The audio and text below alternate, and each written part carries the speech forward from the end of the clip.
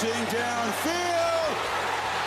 Mitchell, touchdown, Texas.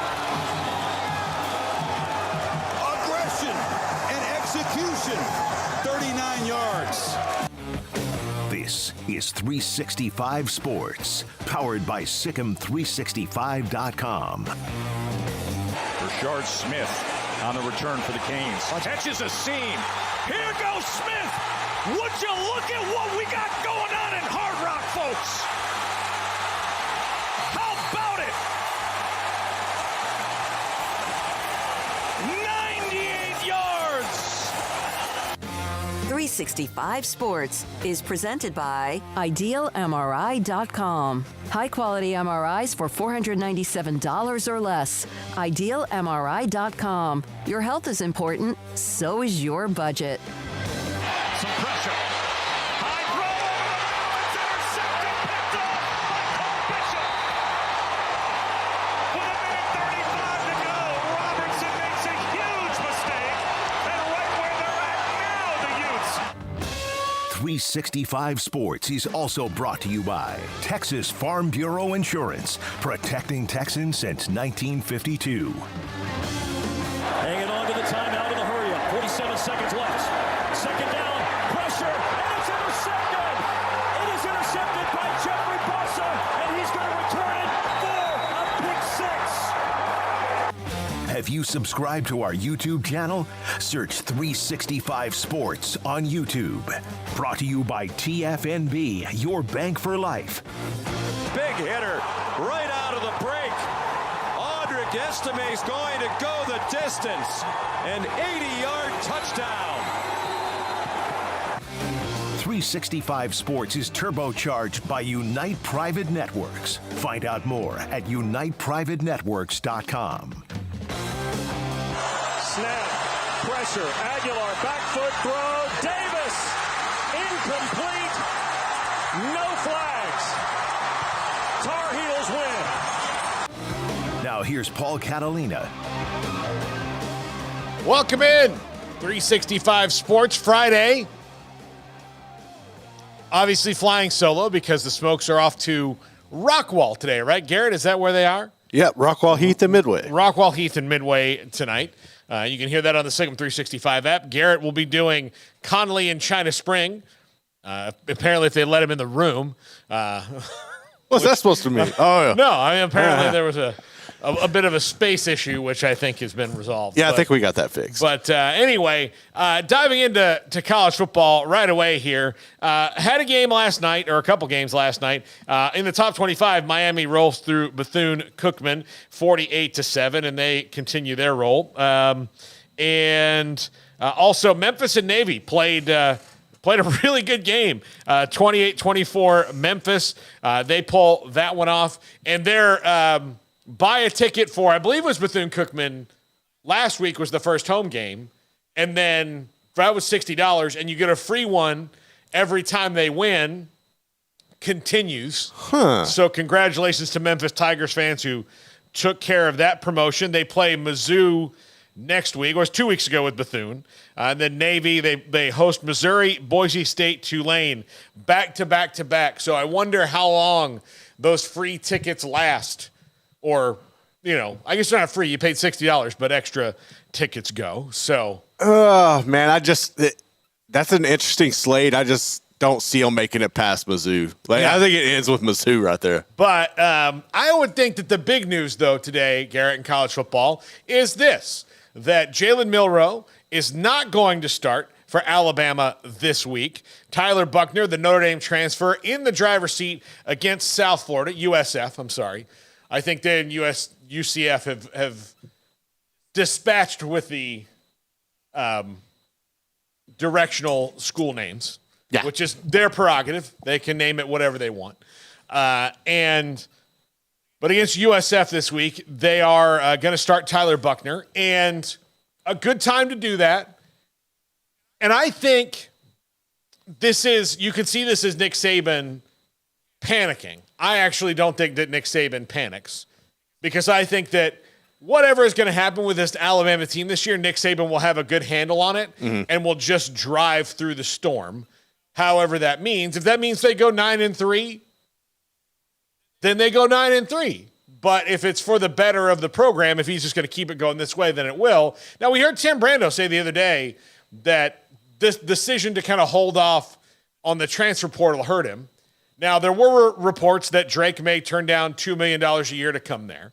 Yes. And I was surprised Spencer Sanders was not on their radar. Man, a little bit. I'm not, because I just have never trusted him, dude. Yeah. Like, I've never trusted him. And then now, like, you leave. Like, you would easily be the starter if you would have stayed put, and now you're just holding the clipboard. Like, I don't see him being a fit at Bama regardless. Yeah, I mean, let's look around the country, transfer quarterbacks this season. Right. That have made an impact. Sam Hartman. Definitely. Right up there has made an impact.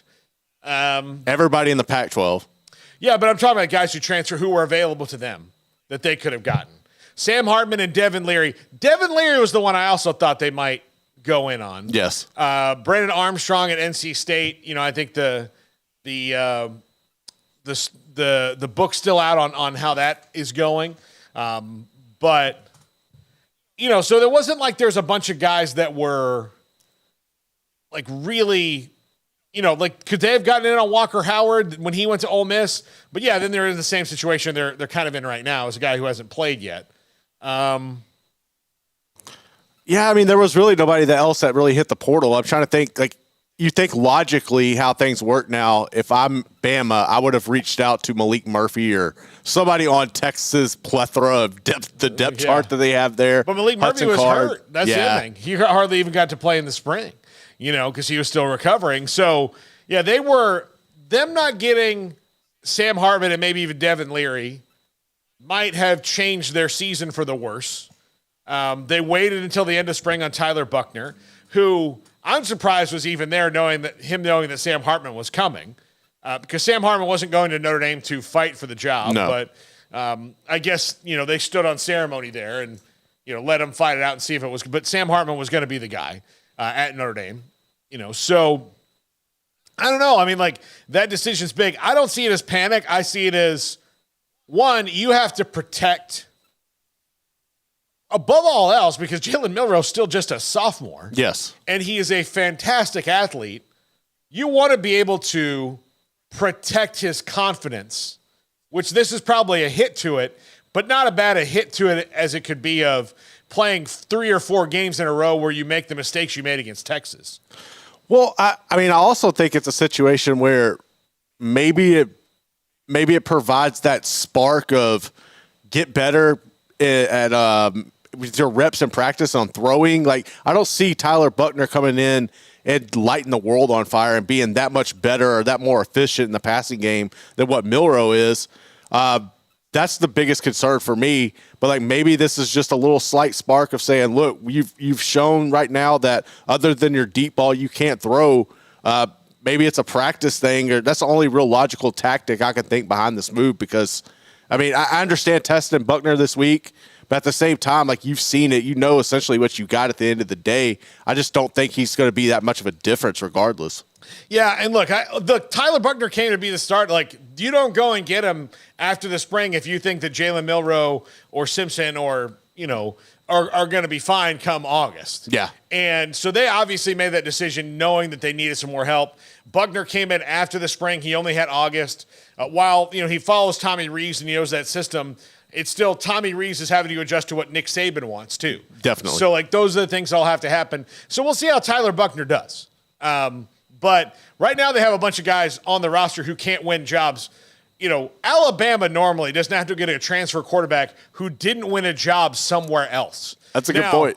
I will say that if you like a super big Alabama fan and you want to throw Jacob Coker at me, yes, they won a national championship with Jacob Coker. He was not beating out Jameis Winston, but his timeline would have, like, he would have been the starter at FSU had he waited that one more year. And then he was the starter at Alabama the next year. They won the national title. So, yes, there's that one. But usually, you know, they're taking a guy out of the portal because they can, you know. Yeah. But they haven't also, to my knowledge, taken a lot of quarterbacks out of the portal. I mean, they've been really successful, you know, outside of Jacob Coker with Brody Croyle, A.J. McCarron, Greg McElroy, Mac Jones, Sims, like all those guys really successful for them. Jalen Hurts, they lost one. They lost Jalen Hurts, obviously, to Oklahoma. But Jalen Hurts, like all those guys, Bryce Young now, they've been successful with that. This is a little bit of a new territory for them, especially in the last decade, where they're having to go and look at quarterback. But I do think that when you've got an athlete as talented as Jalen Milroe, to me, it's way more important that you find the best way for him to be successful without crushing him into dust confidence-wise and making it to where he's not going to be able to start from you at quarterback no matter what, because you've put him in a position where he's not ready to help you, or also you're not necessarily ready to run the offense that Jalen Milroe would be good at, because they were not doing that against Texas last week. No, and I also wonder, like, how much of this is finally seeing the constant turnover from an offensive coordinator standpoint at Bama catch up with them on the recruiting trail. Like, if you're constantly going through guys year in and year out, it seems like it's finally gotten to a point where it's more difficult for them to recruit. I mean, I know maybe this was a year where you try to take maybe you thought you were going to get Drake May, so you didn't put more of an emphasis on the recruiting class this year. But I also wonder how much of that really is. Like, you're in a situation where if you're Bama, you should never be concerned about your quarterback. Like, you should think you would always get a top-notch guy in there like Georgia's been able to do, or Ohio State, and that's just one of those things where that hasn't happened this year. And I don't know if that's just a weird situation where your system and the turnover is catching up for you, or you put all your eggs in one basket and missed in the transfer portal significantly, and now you're set back a year or two. Yeah, look, and Tim Brando said the other day that he thinks that Dabo Swinney and Nick Saban's stubbornness on pretty similar issue may cost them. Look, it's early in the year, and Alabama's only lost one game. If you want to tell me that somebody who can pick themselves off the mat, Dabo Swinney and Nick Saban can pick themselves off the mat. Yes. But from what we've seen of what they have, and this is even going back to last year where Alabama, they played a lot more close games than they normally played, and they played sloppy at times. And Jalen Milroe won him a game against A&M. He played pretty well in that game.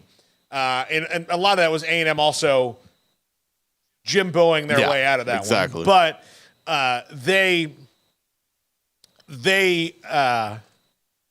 they were not Alabama of old, where, especially in some of the close games that they won, it was the Bryce Young factor that was the difference. That, yes, you have the first pick in the draft, and he's better than everybody else, so let's ride that. Well, they don't have that now, so that's going to hurt them in the close games. Like Texas should have been a little bit closer. In my mind, going into that game, if it's this Texas on the rise in classic Alabama, even if Texas wins, it should not be Nick Saban, talking about next week on the headset in the last 4 minutes of the game, No, but I also think it was one of those where they tried to play, because that game, it looked like they were trying to me, watching Bama's often, in the SEC as I have, like, they looked like they were trying to play that vintage Alabama football and beat you with the talent despite the quarterback. And I think that's where they finally realized that everybody who left out of the transfer portal has hindered them, and they're not able to do that the way they used to, because they just don't have the body stacked up in the depth of 5-star after 5-star like they were able to, because now, like you mentioned the other day, everybody's hit the portal, and they're, instead of waiting and developing, they're off playing somewhere. So I think that's kind of caught up with them, and they just don't have an ace in the hole against these programs like they have in years past. No, absolutely not. They don't. And look, everybody, like, people suffer. Look, I'll tell you, Texas fans can attest to this a little bit, maybe a lot of it, is that eventually everybody starts hiring coaches to beat you. Exactly. And so the SEC has started hiring coaches to beat them, and they finally have one that can beat him. And they have a couple others that can take enough recruits away from him to where he's not as strong. So, look, LSU was always kind of recruiting with them. They always seemed to whiff on quarterback until, yes, they fell ass backwards into Joe Burrow being available. And and had one of the greatest teams ever. I would say that 2019 LSU team, the only team in my mind I would pick for sure to beat it would be 0-1 Miami. Yeah, they were. Yeah, but they're better at quarterback than 0-1 Miami is, and that I would take Joe Burrow over Ken Dorsey. But everywhere else, I don't know. So, man, but that's secondary. If Joe Burrow is throwing to that secondary, that's a little different. Yeah, it's a little different. But they had that great team, so they had a roster that was as loaded as you could get. Yes, there are teams matchups. I would love to do just a bracket of not even necessarily a bracket, but just 05 Texas versus 2019. LSU, 0-1 Miami versus 95 Nebraska, 2013 FSU versus, I'm trying to think of somebody who's kind of on that level. Probably, one of them Ohio State teams. Ohio State, 2014 Ohio State. Well, the next, they could have played each other, FSU won, kind of, but FSU, if the FSU team year before and the 2014 Ohio State team had played, that would have been really interesting, that game right there. But that's a little tangent. But you hire coaches to beat you. So when Texas won, it was a bigger alarm bell than when Oklahoma won, right? Yes. So when Oklahoma won in 2000, that wasn't really that much of an alarm bell to the Big 12. But when Texas won again, after they had spent the better part of 2.5 decades being good but not great, or sometimes even flat out mediocre, when Texas won in 05, that set off alarm bells around the Big 12. So then everybody's making moves to try to beat Texas until eventually they did, right? Yeah. And then Texas just could never find the right, coach to rekindle the glory, between Mac Brown and now Steve Sarkisian.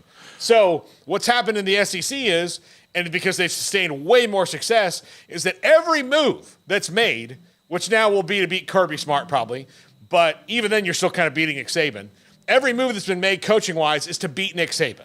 Who can beat Nick Saban? Who can we have that can regularly beat Nick Saban? And there's not really a strong answer to that yet, except for Kirby Smart, who was the next model, the new model Nick Saban.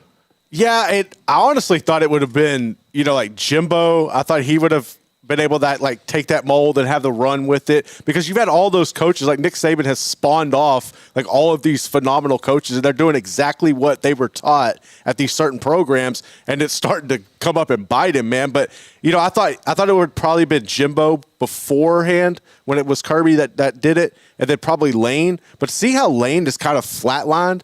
It's like he's reached his peak at Ole Miss. But to see what Sark is doing and how he's building it, I'm surprised that Sark is starting to have the trajectory of being that next guy up behind Kirby Smart that's trying to catch Saban.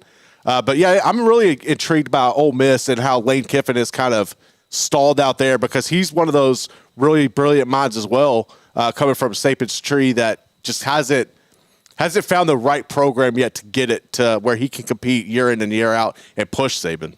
Yeah, absolutely. So that's what's happening, and they've got little bitty things. Yeah. And I've done this as a lead up to our next thing, which this shows you that, look, you may think that Saban might not have it anymore, but I'll tell you, this guy, he knows how to turn it on its ear when he does. Did you watch this yet, Garrett? I haven't watched it. I saw people blowing up about it. This is hilarious. So this is Nick Saban on his coach's show last night, taking a call from Pee Wee, which I can tell you, having been in a call-in radio business for quite a long time, whenever you get a guy like Pee Wee, that's named Pee Wee on the phone, Garrett, I get nervous. You should. Yes.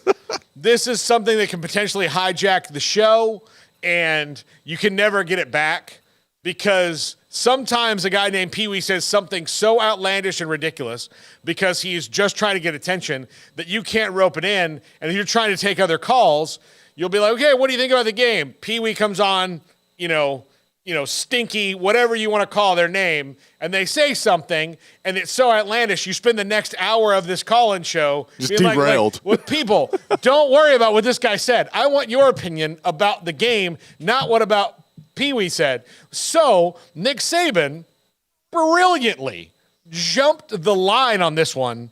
I have, as a person who's had to deal with this, nothing but the utmost respect and chef's kiss on the humor for what Nick Saban did last night. Coach, how are you, sir? Well, Pee Wee, I've been wanting to talk to you all week, man. I mean, we got to firm up the pocket. We're setting too soft. We're getting pushed back in the middle. All right, everybody thinks we can't hold up against the blitz, but they're sacking us with 4-man rush, 1 3-man rush. Only 1 sack came off of a pressure, so I wanted to ask you what the hell's going on. Well, I believe you covered it all right there, Coach. So there you have it. I mean, Pee Wee's the first caller every week. Also, that is the thing, that the first caller every time, you give a caller Helen Thomas status, they better be good. Yeah. They better be good. But yeah, I thought that was really good. I thought he wrapped his arms around that really well. And again, you lose a big game like that, and everything gets tense, especially when it's Alabama and they don't know how to deal with disappointment anymore because everything is candy canes and sugar plums there most of the time. Yeah, but I think it shows like the humility of Saban understanding the concept there and just being able to have fun with it, because it's really baffling how we judge programs, or from the outside we look at Bama or we look at Clemson and their bad season is literally what most teams around the nation would call arguably their best season ever. So it's fun to see Saban kind of having fun with that. And I wish more coaches would actually embrace that and show the different side of them, because I think a lot of people, like Saban in particular, if you look at him, I think a lot of people probably think he's an ass, just realistically. But if you watch stuff like that or the Aflac commercials, that just shows the other side of him. It's that Bill Belichick mentality that I love to see, that other concept when it's things like that unfolding. Yeah, absolutely. So that was just great. I thought it was excellent. We cannot show the video. I reached out to the proper parties. We'll probably get a yes much later. Yeah, probably. But it came out this morning. But in the sunglass battle between Jay Norvell and Deion Sanders now, Deion Sanders gifted a pair of shades to the entire Colorado team today, after Colorado State head coach Jay Norvell made his comments there yesterday. And Pat McAfee is doing a show in Boulder. This is something we have not seen in college football. This is what Texas wanted the Longhorn Network to do. Exactly. This is what Texas wanted the Longhorn Network to do. This is so much bigger than even just that, in that Deion Sanders has commanded the attention, and this is just one of the lamest weekends schedule-wise of the year, like as far as top 25 matchups and big tilts. Mm-hmm. But a game that last year, if you would say Colorado and Colorado State, if Colorado hires anybody else in the world but Deion Sanders, it's like, well, the rebuilding Colorado team will get Colorado State and Jay Norvell. Nobody's talking about sunglasses. None of them, like Big Noon Kickoff, ESPN, Pat McAfee, no one's there. 60 minutes. 60 minutes is doing a story on Deion this week.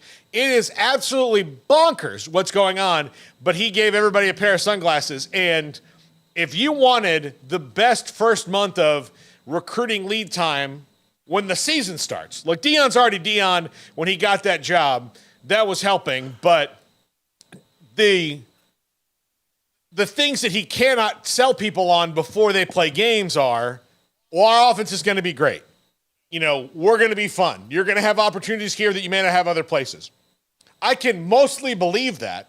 And not that I think that and it's not like he would be lying. He doesn't really know either. Right. Like, he's confident that'll happen, but he doesn't know because it hasn't happened yet. So now that he can show you what it could be like and what they're doing with guys who are, to the recruits he's getting, like the Cormani McLeans that he brought in already, or some of the other big recruits he's going after that are lower down the recruiting totem pole than 5-star and 4-star guys.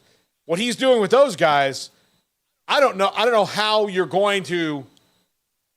What you're going to have to do is hope every year that when Deion gets his 25 guys, that's kind of it, and then you go, because you are going to combat something that you just can't. Like, you have to just not worry about it. You can't You're not going to be able to. The other thing is, and I think this has proven it, good luck trying to do the old school negative recruiting thing. Yeah, that's not going to work. Because those things that stay kind of in-house between other coaches, like, oh, this coach said Nick Saban was old, or this coach said this.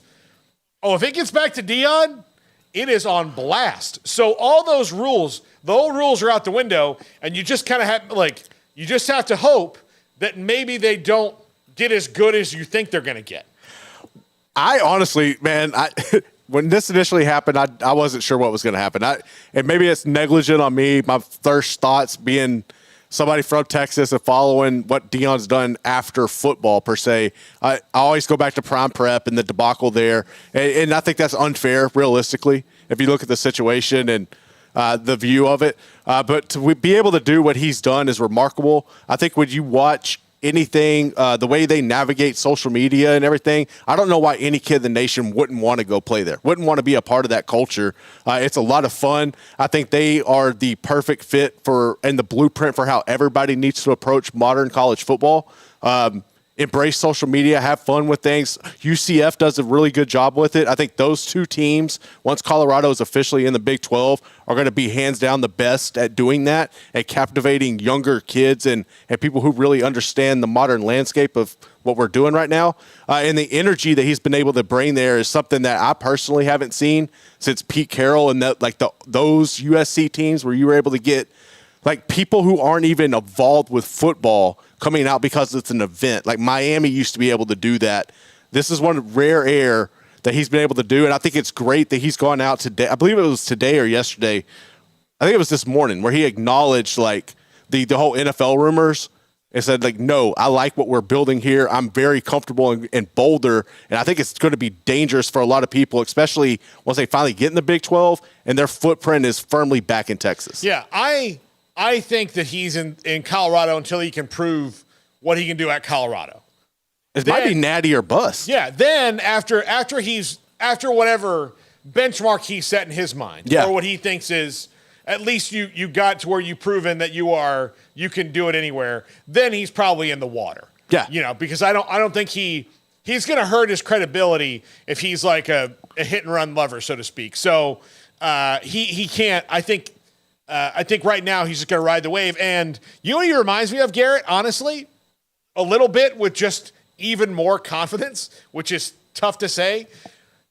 The coach from the 90s that did this a little bit, that kind of broke the mold, although he knew how to like navigate it differently to where he was still kind of in the lane. He is Steve Spurrier, like Steve Spurrier did. Steve Spurrier could make Steve Spurrier was not ever his wasn't you slighted me, I'm gonna come at you like Deion is, because that really didn't happen to Steve Spurrier like it does to Deion, and because he does get slighted. Like some of them are perceived, some of them are real, but he gets real slighted more than any other coach in the country. Yes, like any other coach, because he's Deion and he's a flashpoint. But what Steve Spurrier would do was he could very playfully call out other coaches and put him in the corner to where like they have to like now banter back and forth with me. And the only one who really got it was Bowden, because they could ping pong back and forth. And it made the rivalry better, because Bobby was not dumb enough to be like, well, I'm going to make another joke about this guy. He was just like, all right, well, aw shucks about everything. Yeah, they were polar opposites. Yeah, but they had a tremendous amount of respect for each other. But they were both goofballs. You know, Deion, he has a little bit of that too, where he can riff. So you can't really beat him at his own game. You just got to, navigate through it. So anyway, Kyle Visser says, keep Garrett off camera unless he puts his Bama gear back on. But no. You see he's decked out. Disgusting. He's decked out in purple and gold today. He's decked out in purple and gold today. Is it like more like antiseptic than anything else to like wash off the Bama? Definitely a cleansing. It was definitely a cleansing for the soul. He might as well be draped in Clorox wipes. Like it's pretty much the same. Pretty much, yeah. All right, when we come back, speaking of purple and gold, Mike Scarborough, TigerBait.com joins us. This is 365 Sports. During Jeep Adventure Days, save big on 2023 Jeep models like the Grand Cherokee Limited with values up to $5,500. Or 10% off MSRP on new Jeep Gladiators on all trim levels. Or 10% off MSRP on a new Jeep Compass at Allen Samuels in Waco. Looking to connect with Baylor alums in your area? Baylor alumni can help. Looking to host a watch party in your city? Baylor alumni can get you started. Want to step out in your community and serve with other alums? Baylor alumni is your connection with the university and each other. Let's get started. Learn how at baylor.edu/alumni. One size fits all. That may be all right for an adjustable belt or cheap sunglasses, but when it comes to your financial needs, no one wants a one-size-fits-all strategy. Ben Erlinson, your Edward Jones financial advisor, knows that his most important goals are yours. That's why he takes the time to understand your needs, knowing you. That's how Edward Jones makes sense of investing. Ben Erlinson, 100 North 6th Street in Waco, 254-759-8533. Edward Jones, member SIPC. Baylor Scott & White Southwest Sports Medicine and Orthopedics, the team physicians for Baylor Athletics, diagnosing and treating all sports-related injuries, including concussions. These specialists also provide orthopedic services for athletes and non-athletes alike, whether it's knee or shoulder pain, a wrist injury, orthopedic spine care, and even an arthritis and total joint clinic. Trust the doctors Baylor Athletics trust. Baylor Scott & White Southwest Sports Medicine and Orthopedics wants to get you back in the game. TFNB, your bank for life, is the official local bank of Baylor Athletics. Find out why more Central Texas are making TFNB their bank for life. Sign up for our Edge checking and savings accounts to earn interest or cash back. With 5 convenient locations and an award-winning mobile app, banking has never been easier. TFNB, your bank for life. Member FDIC. Pioneer Steel & Pipe opened their doors in 1943, and they have never wavered with their focus on great product and customer service, relationships with a handshake, making sure you, the customer, is satisfied. Their new facility is now twice the size, allowing new inventory, higher quantities, and in a much more organized fashion. In addition to the long lengths in tubing, angles, channels, rods, and flat, Pioneer Steel & Pipe now offers several shorter, more convenient lengths of material already cut. Their 2,500 square foot showroom has over 1,000 new products in stock, new welding supplies, hardware, quickcrete, and do-it-yourself components for any project, whether you are a professional contractor or weekend warrior. The new facility is designed to make your loading experience faster and more efficient with easy drive lanes around the building and much more room to get your trailer loaded. Our location may have changed, but our values haven't, and our relationship with customers goes much farther than just business. Pioneer Steel & Pipe on Loop 340 and Highway 6 and just east of I-35 in Waco. Parenting is full of surprises. You never know what to expect. So after our son was born, I called my Texas Farm Bureau insurance agent to set up a life insurance policy in case something happened to me. Sawyer is now 2. And we'll soon have a sister. There's no one else I would trust with protecting my family. Stop by and see our agents at one of our 3 McLennan County locations. Coverage and discounts are subject to qualifications and policy terms and may vary by situation. This is 365 Sports. The 3 o'clock hour is sponsored by Waco Custom Marketplace. Meats, sweets, Texas treats, and a cut above the rest. 425 Lake Air Drive, Waco. Welcome back. Our old friend Mike Scarborough, TigerBait.com, joins us now on the road to, go get some film on a prospect because that's what he does and does so well there. Mike, Mississippi State this week, I would have said 3 weeks ago, most people would have thought that this game would have been a little bit less interesting because of the expectations with LSU. They had the loss to FSU. Obviously, last week was Grambling. Do you think that this one has become more interesting than it maybe was thought to with certain fans because they're not as confident after the Florida State game? Oh, absolutely. And the first 3 or 4 offensive series that Grambling had last week, a casual observer just looked at the box score and the final score, but Grambling was having a pretty damn good offensive showing there early on in the football game. So far, what I've seen out of this LSU football team is one of the top 4 worst defenses I've seen of any LSU team in the last 30 years. And so that's including the last two of DiNardo, 2008, and of course 20 and 21. And so, it's a lot of head scratching. I think, Jimmy Lindsey, LSU's defensive line coach, suffering a major health situation right before fall camp started. I think that could be much more of a factor than people think.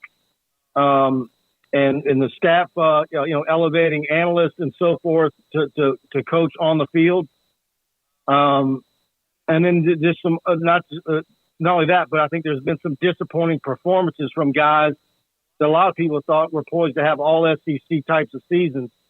It's early, but I think LSU's one of multiple teams. I was on a show earlier today in Alabama where everybody's kind of, scratching their head and wondering, there's a picking up of the pieces, but how many pieces is there truly to pick up? Is there, how much do you, how far overboard do you go with the concern and what is real?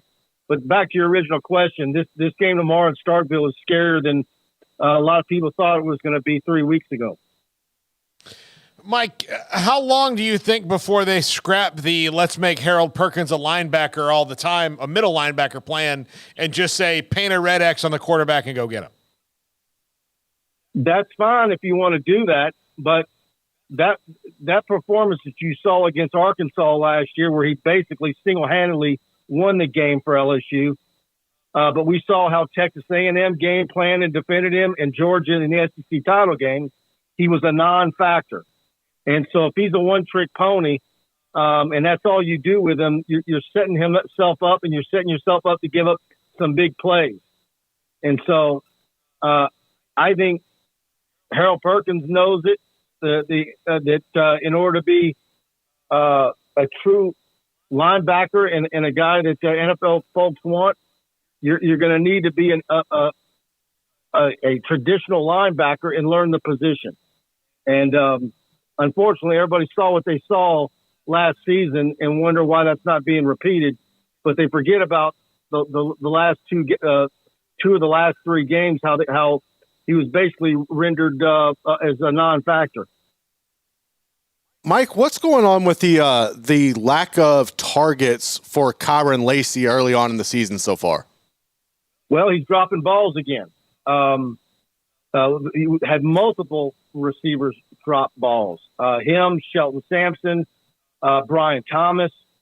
There were multiple passes in that Florida State game that could have been, touchdowns. A pivotal third down that Lacey dropped in that game resulted in a punt. And so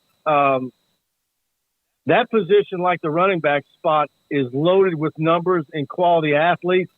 And I think at some point, you start penalizing guys for dropping balls. If you're going to sit John Emery down because he puts the ball on the ground, why don't you do the same for wide receivers? You've got some really, really young, some good young ones right behind them.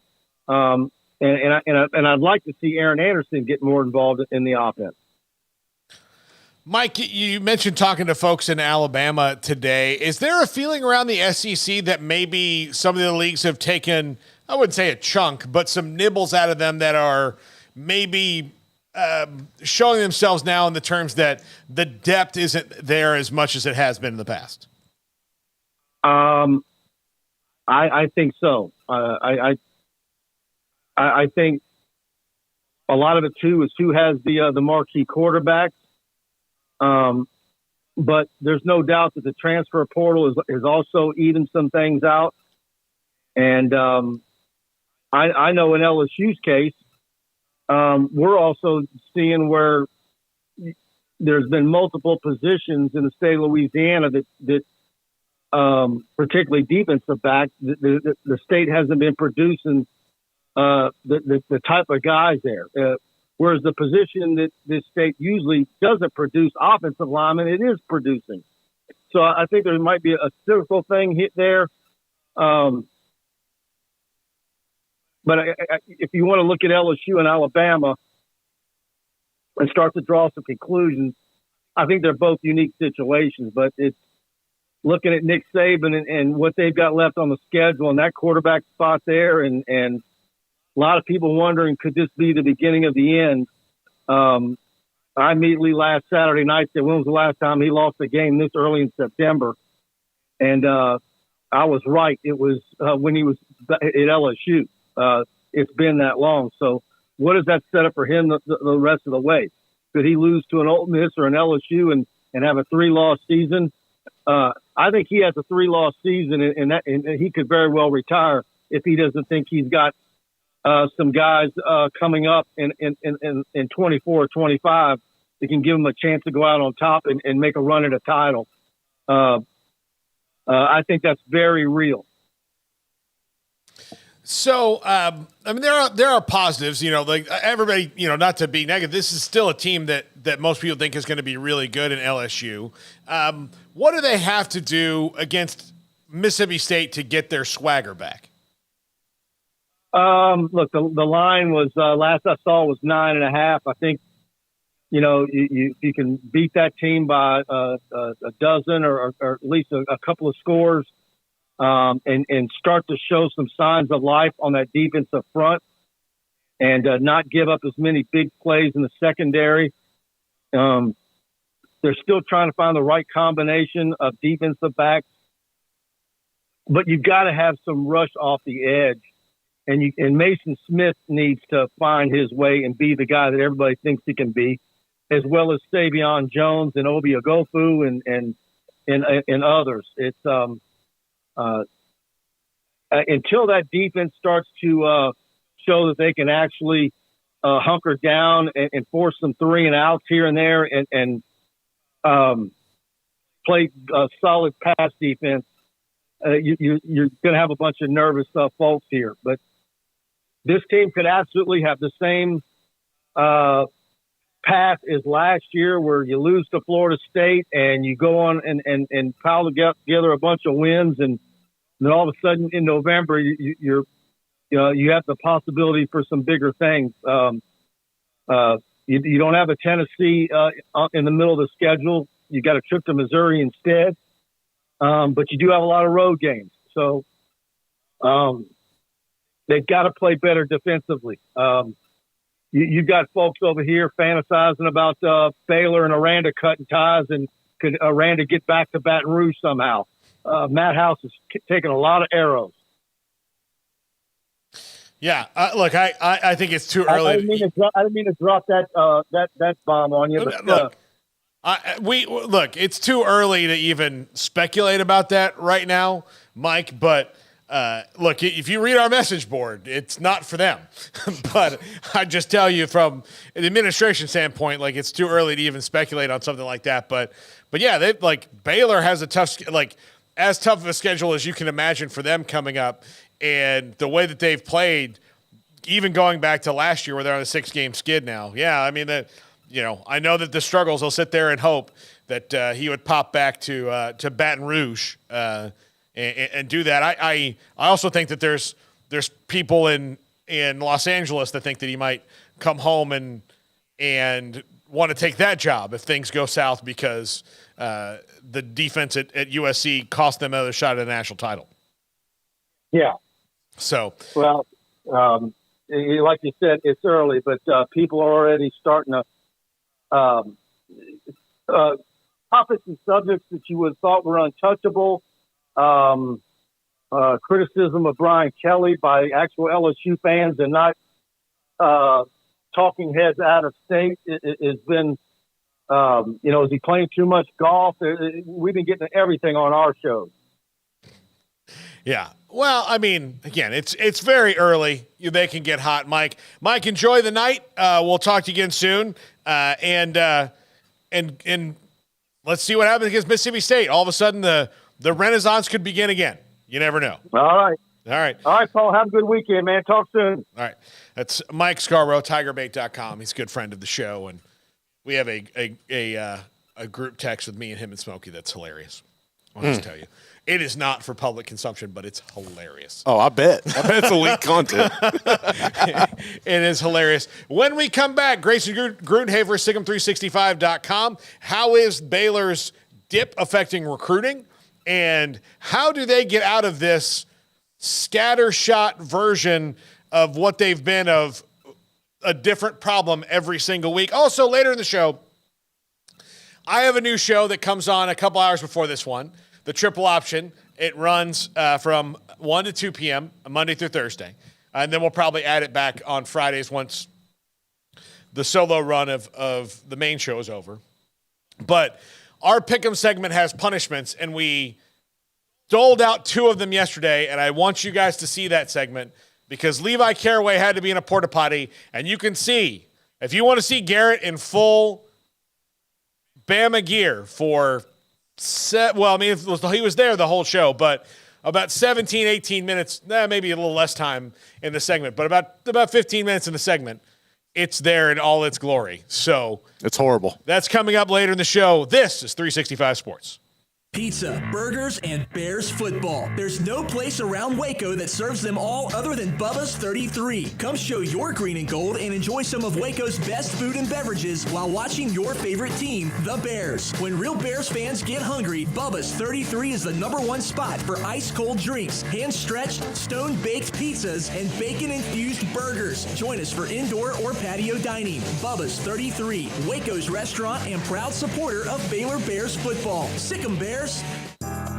Riverbend Liquor and Wine now has 2 locations to serve you. The original on Lakeshore Drive at North 19th Street and the brand new spot in downtown Waco at 600 Franklin Avenue. If you're looking for the best in craft beers or local Texas bourbons, then the original is the place to be. And for the latest trends and online phenomenons, head downtown to the Franklin location. Either way, you're going to get the same great variety, customer service, and speedy experience. Check out both locations on their Facebook and Instagram pages. And if you can't make it to Riverbend, DoorDash is available to bring it to you.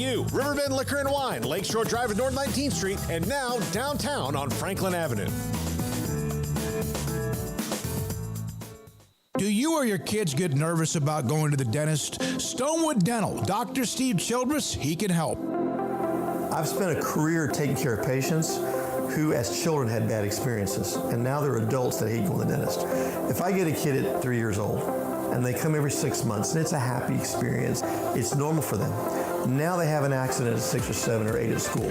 Now they have a broken tooth or a trauma, and they have to come here. They're used to lights, they're used to water in their mouth, they're used to experience, they already trust us.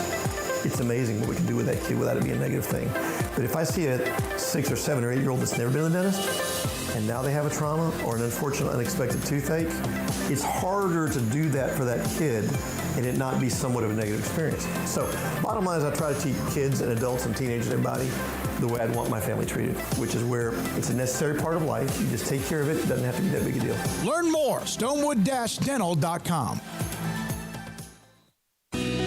Let Camille Johnson Realtors guide you seamlessly through the process of buying your dream home or selling your current one. Commercial, farm and ranch, or residential, Camille Johnson Realtors can smoothly and successfully lead you through any transaction. With a team of 28 experienced agents who are excited about serving you, Camille Johnson Realtors services the entire greater Waco area. If you're in the market to buy or sell, contact Camille Johnson Realtors, 104 Midway Center in Woodway, or find them online at www.camillejohnson.com. Camille Johnson Realtors, elegant, charming, warm. Welcome home.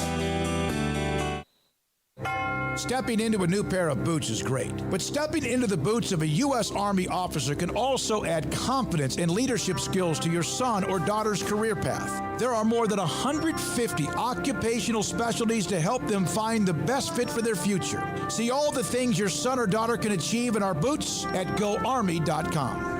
U.S. Army Waco Recruiting Company, 254-598-8131 or 254-776-1543. The 365 Sports Friday Show is presented by Bird Culchin Ford and the U.S. Army Waco Recruiting Company.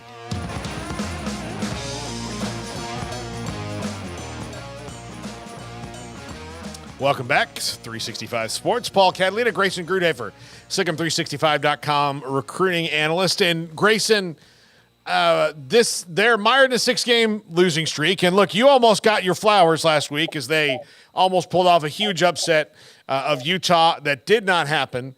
Baylor is on a 6-game skid dating back to last year, and all 6 games are different. How do they get out of this funk this week against LIU, notwithstanding, because that's a game that, while they should get a little confidence back, it's not one that really is probably going to show us a whole lot about who they are. I mean, yeah, that's very true, Paul. I mean, just the simple fact that LIU is the worst team by far that they've played during this stretch. But on the flip side, you got to break losing streaks.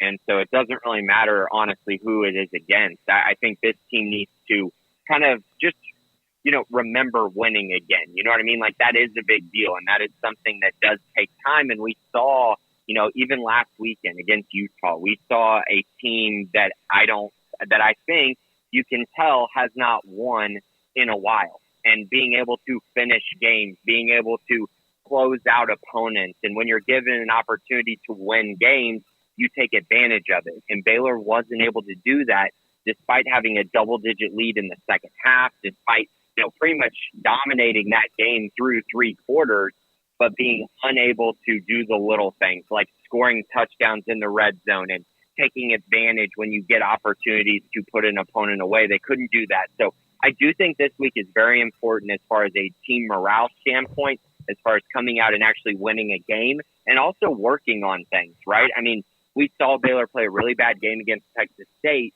and then have to turn around and play a top 10 team in Utah. And I know people may say, oh, they're not a top 10 team with those quarterbacks. Okay, but if you look at the rankings, they are. They're like number 12 in the country right now. And when they get Cam Rising back, that's going to be a Pac-12 contender. So Baylor kind of got thrown into the fire a little bit, and I thought performed really well. But now you got to be able to stack weeks. Can you come out this week with the same intensity, same focus, put Long Island away by halftime, and then go into next week against Texas with at least a little bit of momentum, a little bit of more of an idea of who you are, a true identity of a team, and then come out and be able to stack that performance. How nervous are you about Sawyer Robertson's ankle? Not in so far as he's not going to play, but like he had a little bit of an injury last week. They've got to play this game this week, and if he's hurt at all and misses any time, then they're going to have a little bit of time with a third-string walk-on as their quarterback as they jump into the teeth of their schedule. Well, I mean, I guess I'll start with Sawyer in that regard. I think he's going to be fine this week. I do think it was more of a tweak and more of a low ankle sprain. High ankle sprains usually take a lot longer to heal. This one doesn't seem like it was something severe and seems like it was something more of the low ankle sprain variety. So I think he's going to be fine. Maybe they don't run him as much this week, which truthfully they shouldn't need to. They should be able to turn around and hand the ball off, run RBO, run Dominic Richardson, run with Richard Reese, run with even the freshman running backs as well. So I'm not too worried about it from that standpoint. And as far as the Texas game, if he is asked to be the starting quarterback for that game, I think he's probably going to be very close to 100%. Now, if he does have issues or if something does happen, or even if they just are blowing out Long Island by halftime, I do think that we will see some RJ Martinez in this game. And RJ is a good player. I know he's a walk-on, but he started 2 years at Northern Arizona. And while that's not an FBS team, it's an FCS team. He was very, very competitive and very solid there. And they're playing an FCS team this week. So I don't think he's going to have any problem making plays and getting through this matchup. But you are right. For the Texas game, they're going to need either a healthy Sawyer Robertson or maybe a healthy Blake Shapen. As Dave Randa said this week, that he's just listed as questionable, which was not something that we had heard originally. It seemed like it was going to be more so, maybe questionable for the UCF game. But to hear that the timeline has maybe moved up a little bit is rather interesting. So, Grayson, how has this 6-game skid affected recruiting, if it has yet? I think that a lot of times people look at just kind of little portions and little windows and decide that they're going to turn it into kind of like this thing that's truly impacting the entire program, into where it's just they're unable to function recruiting, they're unable to function on the field, all these different things. But to be honest, there's ebbs and flows with every program. And So I don't think that this kid has really drastically impacted anything from a recruiting standpoint. They're still recruiting the same guys that they were. They're still after the same guys that they were, and they still have interest from the same guys that they, had that original interest in and had on official visits. And they still haven't lost commits in this recent time period either. So, for me, the more that I look at it, the more that I think, hey, you know what? I think things are going to be just fine for them to close out this class. I will also say I don't believe that Austin Novosad's, his decision to go to Oregon was necessarily just indicative on Baylor struggling at the end of the year. There were other factors that played there. So in general, I don't think it's done a whole lot.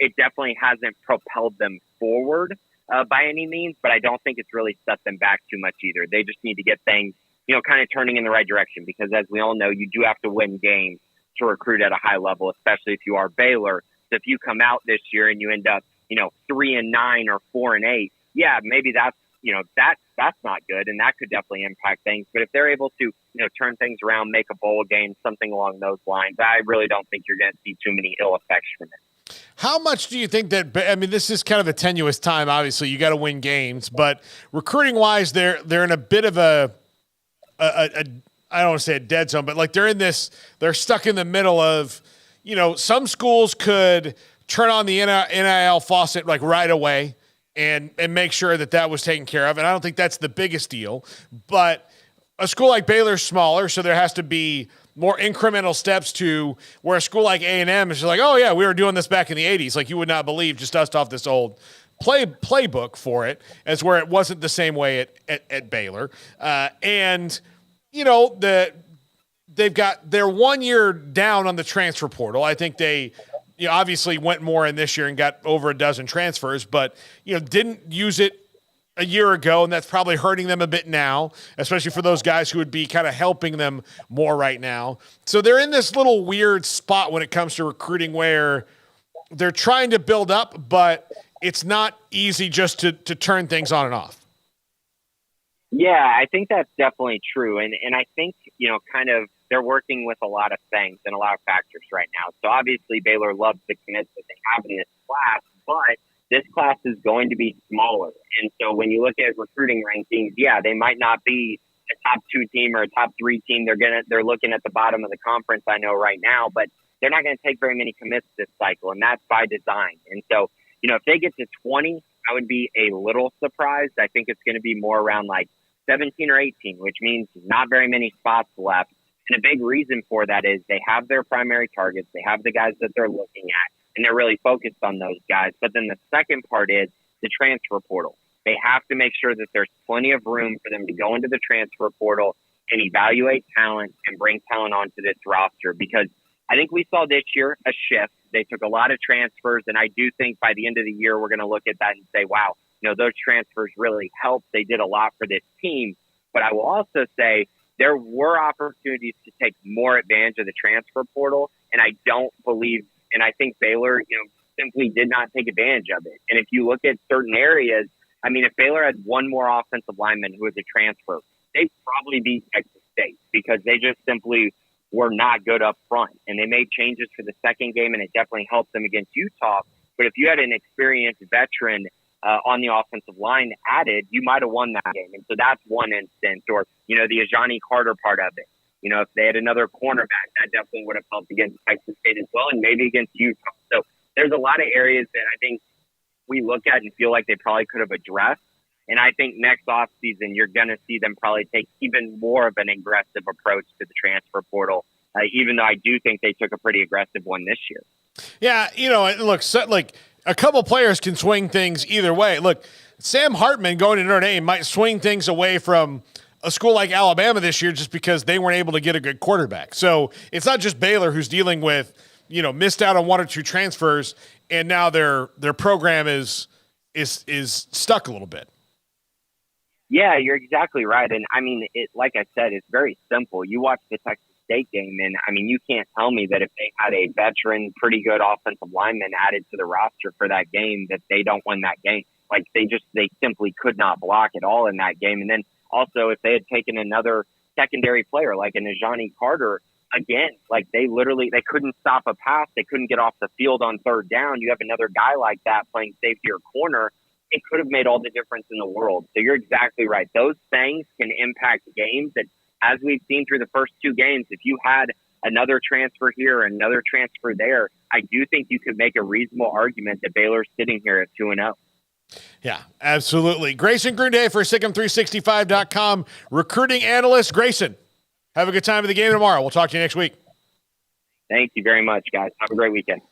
Grayson Grunhaver. Coming up next, Zach Barnett, footballscoop.com, also has a new, if you're in Dallas and like The Ticket, has a new show on Saturdays on The Ticket, Zach Barnett. Like America's premier sports talk radio station, really. Yep. The Ticket. They pioneered the industry in that regard. We're going to come back with him. This is 365 Sports. Cars priced right, day and night. Average your car in Texas. Trucks built for you, red, white, and blue. Average your car in Texas. Cars that zoom with lots of room. Average your car in Texas. Count on us, a dealer to trust. Average your car in Waco, Texas. Established in 2007 and independently owned, Alliance Bank Central Texas is committed to helping families and businesses meet their financial goals. From their tellers to their board of directors, they know the importance of superior service and competitive products. Customers have confidence knowing that their financial needs are in good hands. It's your bank, Alliance Bank Central Texas, with 2 Waco locations, 4721 Bosque Boulevard and 191 Archway Drive on Highway 84, and at AllianceBankTexas.com. Member FDIC and equal housing lender. It's another time to speak with Samantha Duvall from TexasBeefHouse.com, handles the marketing, and someone that you will talk to a lot when you do call for the great product of the Texas-raised Wagyu beef. It's college football season, tailgating, it's a big deal. People love to put beef and pork and chicken, etc. on the grill. Let me know what you have. We've got everything. If you've got a morning game, you can get our breakfast sausage or our bacon. You can tailgate with some breakfast tacos. If you've got an afternoon or evening game, we of course got our hamburger patties. They're half-pound patties, 4 patties to a package, and we even have jalapeno and cheese patties. They're amazing. They'll blow your mind. Just that extra flavor, not too spicy. They have a high-heat cheese so they don't melt on the grill, and our patties don't shrink up on the grill either. Anytime you order, use our code SICEM10 to get 10% off your order of $100 or more. Where is the best beef in Texas? Your house. When you order from Texas Beef House, unleash the flavor of Texas-raised Wagyu from our pasture to your plate. That's Samantha Duvall, TexasBeefHouse.com. Shorty's Pizza Shack at 12th and Bagby is a homegrown, locally owned pizza place that's out of this world. Everything from the dough, the sauce, the sausage topping is made fresh in-house. Not to mention the amazing pizza pillows, the chicken wings are to die for. Try the Sikkim sauce, chili cheese fries or tots, plus great specials on food and drink every single day. Shorty's is also the perfect spot to watch the game with your friends. Shorty's Pizza Shack at 12th and Bagby. Tell them Paul sent you by. Did you know that 1 out of every 4 men have symptomatic low levels of testosterone and don't even know it? And if you think you're too young to worry about it, guess again. Low T levels can make you feel tired and grumpy, raise your cholesterol, and cause weight gain. Petty Clinic Low T can set up same-day blood screening and results. So if you're tired of being tired, call or go online at pettycliniclowt.com. It's a private clinic with an atmosphere catering to men. Affordable, only $165 a month, including lab work, office consultation, testosterone injections, and follow-up visits, compared to $300 or more a month in Dallas or Austin, and you don't have to drive 90 miles one way or the other and fight the traffic. Petty Clinic Low T has board-certified physician consultations and will provide the best form of brand-strength testosterone. Contact Petty Clinic Low T for increased energy, improvement in sexual desire and performance, mood, concentration, even a decrease in body and belly fat. Just off Highway 84 and Old Hewitt Drive in Woodway, pettycliniclowt.com.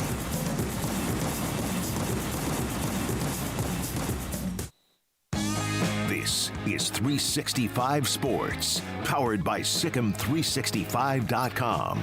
The 4 o'clock hour is sponsored by Boozer's Jewelers, the wedding ring store, specializing in custom jewelry and repair, all in-house. Now here's Paul Catalina. Welcome in the Friday show. The Smokes are off doing high school football. Midway versus Rockwall on the Sikkim 365 app tonight. Also, Garrett will be leaving us shortly to go set up for China Spring versus Connolly, also on the Sikkim 365 app and on Sikkim365.com. Zach Barnett, footballscoop.com, one of my favorite guests to have. And Zach, let's talk about it right off the bat. As a radio guy myself, anytime that the ticket launches a new thing or somebody gets a gig at the ticket, it's a big deal. It is, the kind of, I don't want to say it's not the complete founding home, but they were pioneers in the way of sports talk radio. So everything's always interesting. Congratulations on your new show on Saturdays on the Ticket. Thank you very much, Paul. I appreciate that. I've been listening to the Ticket for close to 25 years now, and so to be a small part of that team is honestly it's overwhelming. So the fact that this is actually happening has been a dream come true. So how can people listen to that show if they want to? I mean, we have a national audience; they can tune in and stream it. So let them know where they can find it. Yeah, so we're on 10 to noon Central Time, obviously, on days when SMU doesn't play at 11, so that's the asterisk. Mm-hmm. But we'll be on 10 to noon tomorrow. You can listen to us on the Sports Day DFW app. Sports Day DFW. You download that, and you'll be able to tune us in live. There you go. And Zach, this is schedule-wise, and I know that in prepping for your show tomorrow and doing columns this week, you know that this is not the week that next week is, which is it's like an all-you-can-eat buffet of unbelievable games next Saturday that we have. This week is more of we'll call it a transitional week in the schedule. So naturally, some of the stories that pop up are kind of ridiculous, like the sunglasses thing, or kind of more interesting we talked about early, Jalen Milroe not going to start. Tyler Buckner is against USF. Where do you think Nick Saban is on this? Because I don't think he has a panic meter like everybody else does, but on the concern level of how this season's going to go. I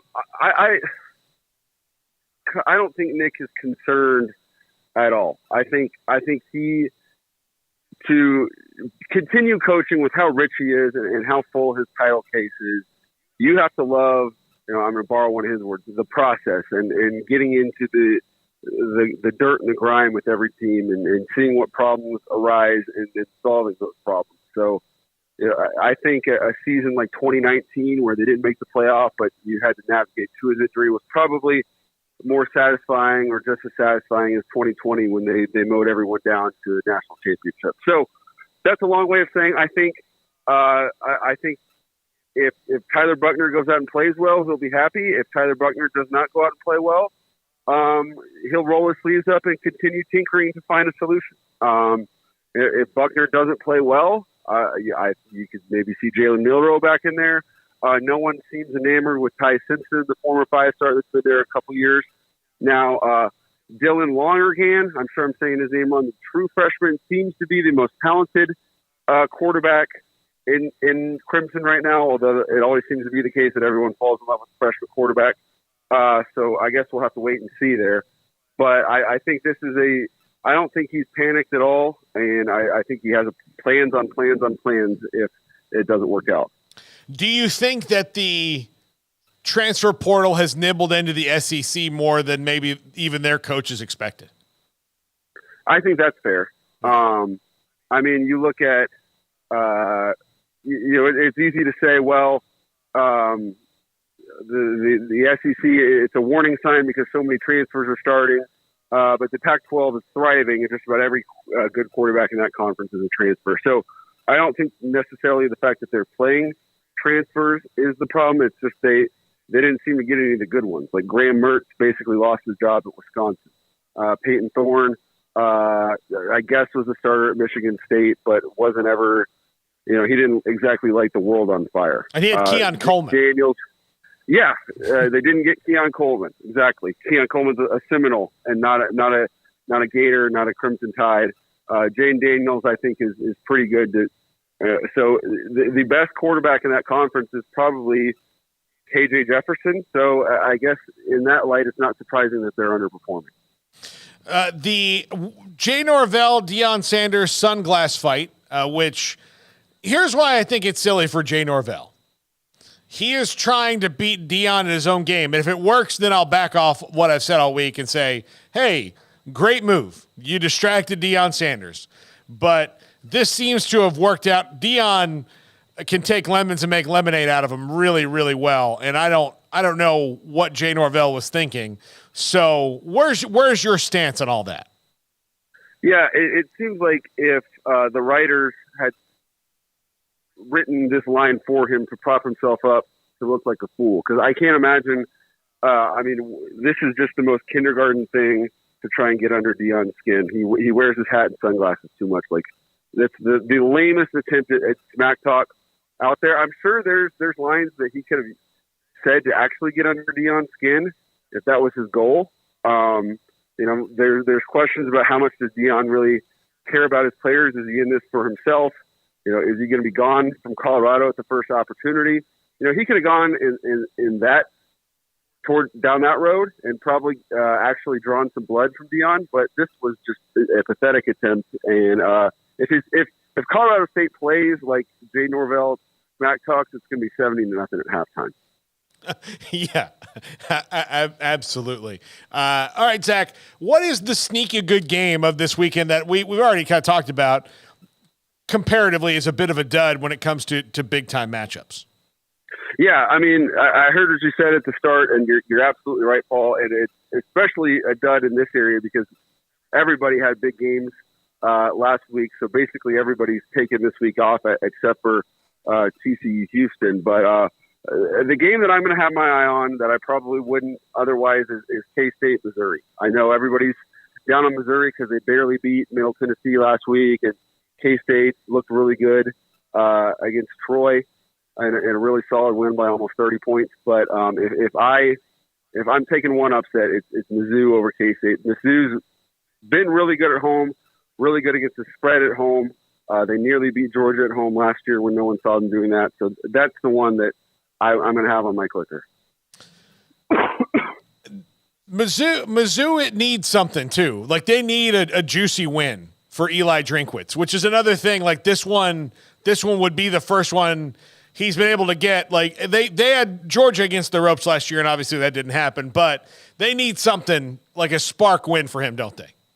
Yeah, Mizzou has long been my answer for the hypothetical question that I made up, such as if one Power 5 program just stopped playing football and nobody mentioned it at all, like it would take the average college football fan the longest to notice that Mizzou has stopped playing football because they're just in no man's land in the SEC. They have no rival. Their only historical significance is crazy losses. Like they just kind of exist, and I think they easily get lost in the shuffle even as an SEC team. So yeah, they need something to get people's attention.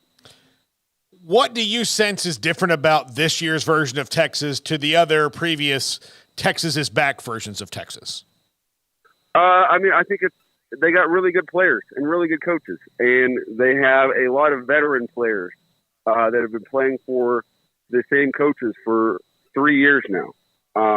So I think you could chart how many times since 2010 has any single position had the same coach for 3 years in a row, or the same coordinator for 3 years in a row, and it probably hasn't happened. And Steve Sarkisian's the best offensive coordinator they've maybe ever had. Pete Kwiatkowski is the best defensive coordinator they've maybe ever had, and they have 12 guys that I think are going to at least be in NFL training camps next year. Not to mention, guys that could be first-round picks down the line like Kelvin Banks and Anthony Hill, and not to mention even then Arch Manning. So they've got really good players and really good coaches, and they've got a system in place, and they've got belief, and the strength coach has been there for 3 years now. So it's surprising only if you haven't been paying attention. The saying goes, you can make chicken crap into chicken salad.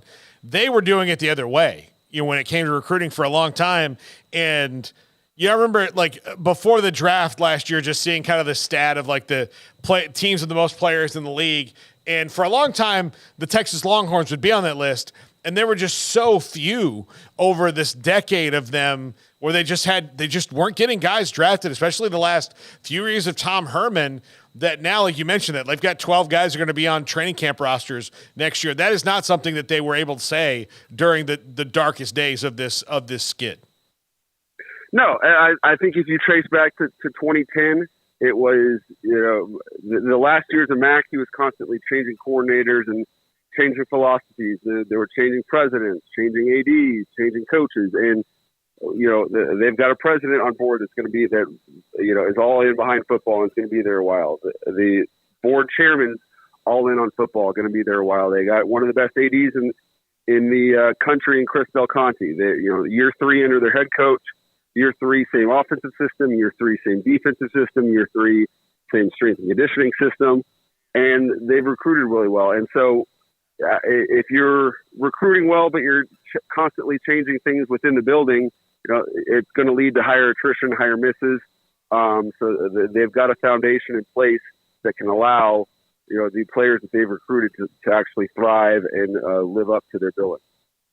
Zach Barnett, footballscoop.com. Zach, this has also been a week where, and we had John Bryce on the other day talking. He's done a great job for you guys covering the Mel Tucker situation.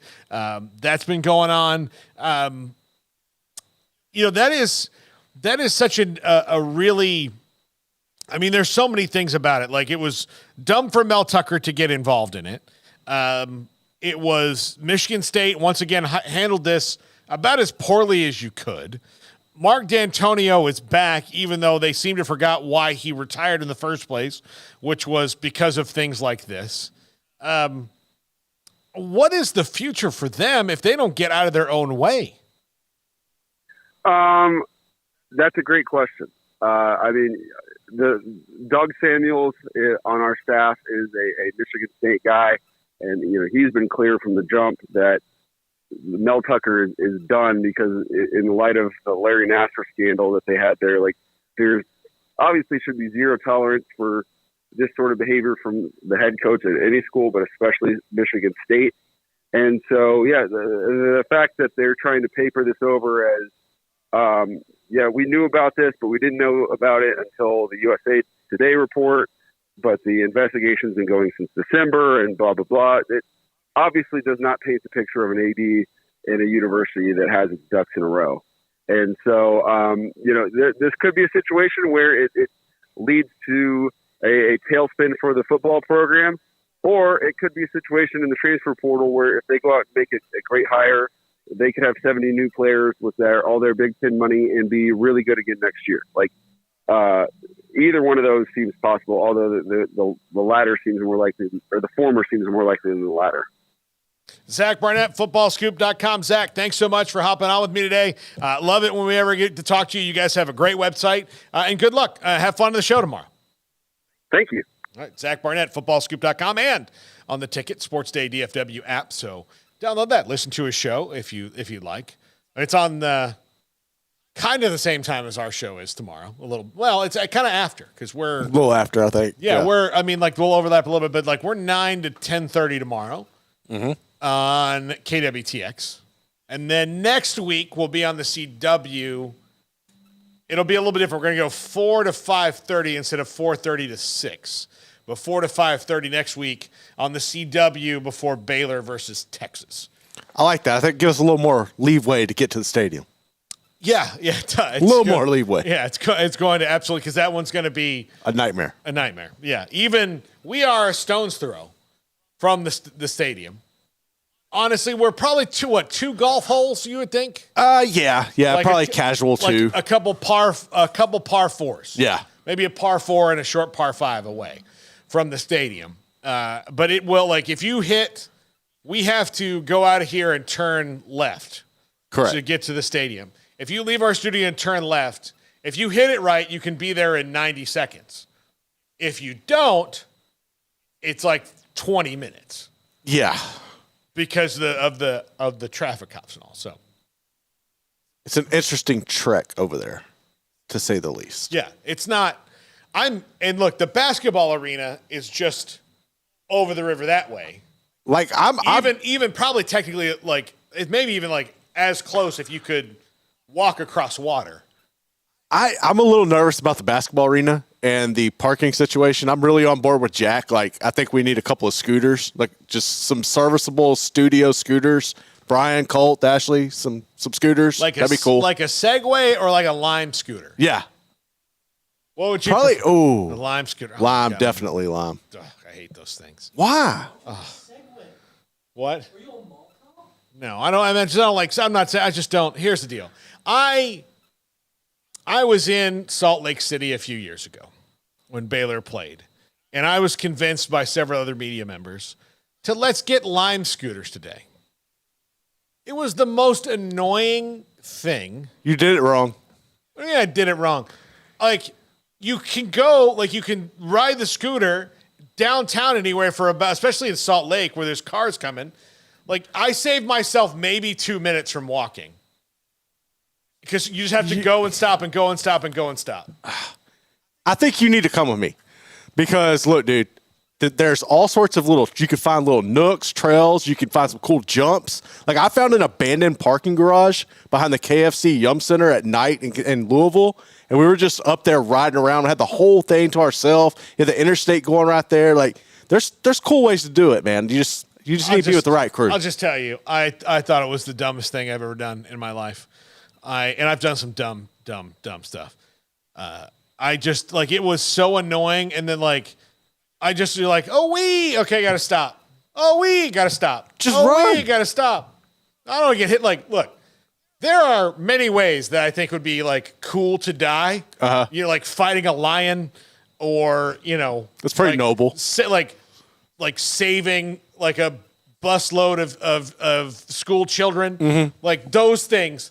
But getting hit by a Volkswagen Beetle while you're riding a Lime scooter in downtown Salt Lake City is on, like, near the bottom of my list. As somebody who has been hit on their bike by a truck, I would agree it's not very fun. Yeah. But you have a cool story at the end of the day. Yeah. There's always that. Yeah. Sir Bob, we should bring gladiators. Like, at least you're, like, gladiators are a pretty awful thing to have to be if you've seen the movie or read about how it was. But at least when they tell the story of your life, you're like, well, went out fighting a lion. Exactly. He gave the lion as much as he could. Just get a shot in. I think you'll be all right. Yeah. Yeah. But again, there are ways. Those Lime scooters. I'm very much like, if anybody in the chat room has ever seen Curb Your Enthusiasm, there's a scene at the beginning of the season a couple years ago where he was just walking down the street, shoving them over. Like, he walked down the street, just knocking them over. Somebody walked in front of him with a selfie stick. He just broke it over his leg and handed it back to him. Like, that was as me as I would truly like to be sometimes, Mm-hmm. as I'd ever seen portrayed on screen by someone else. And then I thought, like, I don't know if that's a good thing, but yeah, I'm not. Yeah, Lime scooters. Yeah, I don't know. They are absolutely. You're right. They're everywhere. Like, you go, there's Limes. There's a couple of companies, but Lime scooters are the ones. Lime's the one. That's my Bird. I think. So. Yeah. Yeah, they've got enough free advertising for them. Yeah. Sponsor us. Sponsor us and convert me, Lime. I can be bought. Exactly. I don't have that many scruples. All right, when we come back, we'll kind of run down some of the games this weekend and what we think of them. And then at 5 o'clock, we've got Sam Bradshaw. He's going to break down some what he calls maddening things that happened in the Baylor and Utah game as they welcome in LIU tomorrow. And then at 5:30, our pick'em segment from the Triple Option. I need to cross-promote our show, but I do want you guys to see it. It was really hilarious. We had a good time doing it. Pierre Nugent from Fox 9 Minneapolis is our regular Thursday co-host.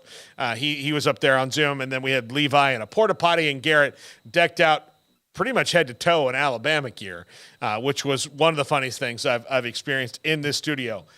This is 365 Sports. With so many companies and policies out there, it gets so confusing shopping for insurance, and I never know if I'm getting the policy that's right for me. Luckily, I met the team at the Niche Group Insurance Agency. With the Niche Group, you can go to one company and get access to coverage options from many insurance carriers, and you get to speak to a real person about your specific coverage needs. With the Niche Group, I know I'm getting the right coverage at the right price. If you need insurance, talk to the experts at the Niche Group at 1-800-258-8302. How did Edward Jones become one of the biggest financial service companies in the world? By not acting that way. Financial strategies, one-on-one advice, it's a big difference. And that's why Brad Wilson, your Edward Jones financial advisor, makes sense of investing. Experience the difference for yourself. Brad Wilson, 250 Sharon Drive in Woodway, 254-776-4337. Edward Jones, member SIPC.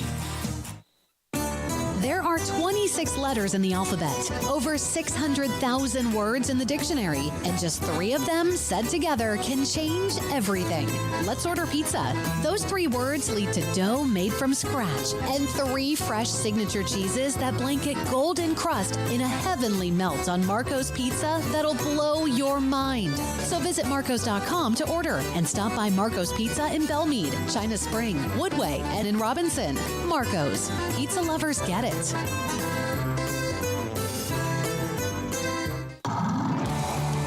Waco Custom Marketplace is your hometown grocery store with a full-service butcher shop and bakery. Hi, this is David Smoak. The butcher shop can take your customized orders for seafood, pork, and poultry and custom cut your favorite steaks from bacon wrap fillets to T-bone to bone-in ribeyes. Cut specifically the way you want. They have Norwegian salmon fillets, catfish fillets, sliced ham or turkey and lunch meat, variety of cheese available, and several options of sausage links. Fresh chicken breast or whole chickens, sliced bacon, pork chops, ground beef, marinated beef, and chicken fajitas, and always large briskets available, plus fresh vegetables. So the great product, customer service, and family tradition of the Bauer family continues at Waco Custom Marketplace, open Monday through Saturday. A full-service butcher shop and bakery available. Waco Custom Marketplace, 425 Lake Air Drive in Waco, or WacoCustomMarketplace.com. Automatic Chef Canteen is a full-service micro-market vending and office coffee provider with state-of-the-art vending equipment, a wide variety of products, and offering custom-fitted micro-market vending office coffee solutions for your employee break room. You want a full break room solution and a workplace oasis? Well, Automatic Chef Canteen, locally owned and operated for over 50 years in Central Texas, also includes in-house mechanics on call 24/7 for fast, reliable service and maintenance. Automatic Chef Canteen, 6900 Imperial Drive in Waco, or online at automaticchefcanteen.com. Don's Humidor, your home with a 48-foot walk-in humidor with the elite cigar brands from around the world, including the #1 cigar of the year, Aging Room Cuatro Nicaragua. Plus, they have the great brands like Macanudo and Artur Fuente, Rocky Patel, Aston, and so much more. CBD, great for sore muscles, aches and pains, sleep, Vita Dreams, and anxiety, mild depression, general health and wellness. Their staff very knowledgeable on the subject. If anyone is curious about CBD, ask Carol and Ashley. Don's Humidor in the Townwest Shopping Center off Valley Mills in Waco.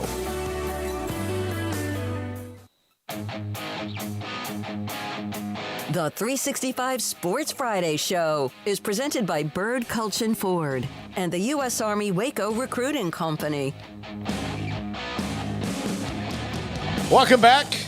Jack McKenzie joins me now as Garrett is off to his producing duties for high school football and color commentary duties for high school football tonight. Jack, going through the schedule this week, there are, like we said, it's not the rosiest of schedules. Next week is, just by comparison, next week, when you get into what is, week 4 of the college football season, Friday night, Wisconsin at Purdue. I know you're a Purdue guy. Yep. That game is very intriguing to me. Huge, very intriguing. Boise State and San Diego State. Boise State starts out 0-2, but they may be one of the better 0-2 teams, I think, in the country. Perhaps. Yeah. UCLA and Utah, Oregon State against Wazoo. Cincinnati welcomes Oklahoma, and that could be interesting because Cincinnati could be better than we've given them credit for. So are we talking about next week? We're talking about this week? I'm just trying to compare it. So FSU, Clemson, Auburn, A&M, Ole Miss and Bama, Colorado and Oregon. I mean, come on now. Like, who am I leaving? Iowa and Penn State, Ohio State, Notre Dame, Kansas State, UCF. Isn't Iowa and Penn State the whiteout this year? I believe so. So you got whiteout, man. Yeah, so that's all next week. And then let's rewind and come back into the present as we had a fun little journey into the future. Yeah, next week should be fun. Next week's going to be really fun. This week, look, Penn State and Illinois could be interesting in that Illinois is going to have a really good defense, but Penn State looks like they might be the best version of what James Franklin has kind of wanted them to be for a couple years. Yeah, I really hope they don't get tripped up in this game because I'm looking at Penn State as someone that can make the back half of the season very fun as a neutral fan. Well, and look, if you look at Penn State, a team that could upset and here's the thing, you have to wait for another blue blood to upset the apple cart in the Big Ten, but they could upset the apple cart of the Ohio State-Michigan run that's on right now. Dear God, please. Dear God, please. Yeah. LSU and Mississippi State. We had Mike Scarborough on earlier. This is a 9.5-point spread here, but Mississippi State runs that wide open offense with Will Rogers, the quarterback, and LSU's secondary hasn't been that good. So that's one that could get really interesting if LSU doesn't find who they believe that they are really quickly in that game. Yeah, definitely. And the game right below, at least looking at ESPN's page, Kansas State at Mizzou.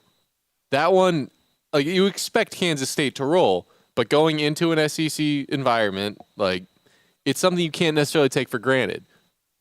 So, like, there are some interesting games this weekend. Now, will they still be interesting come halftime?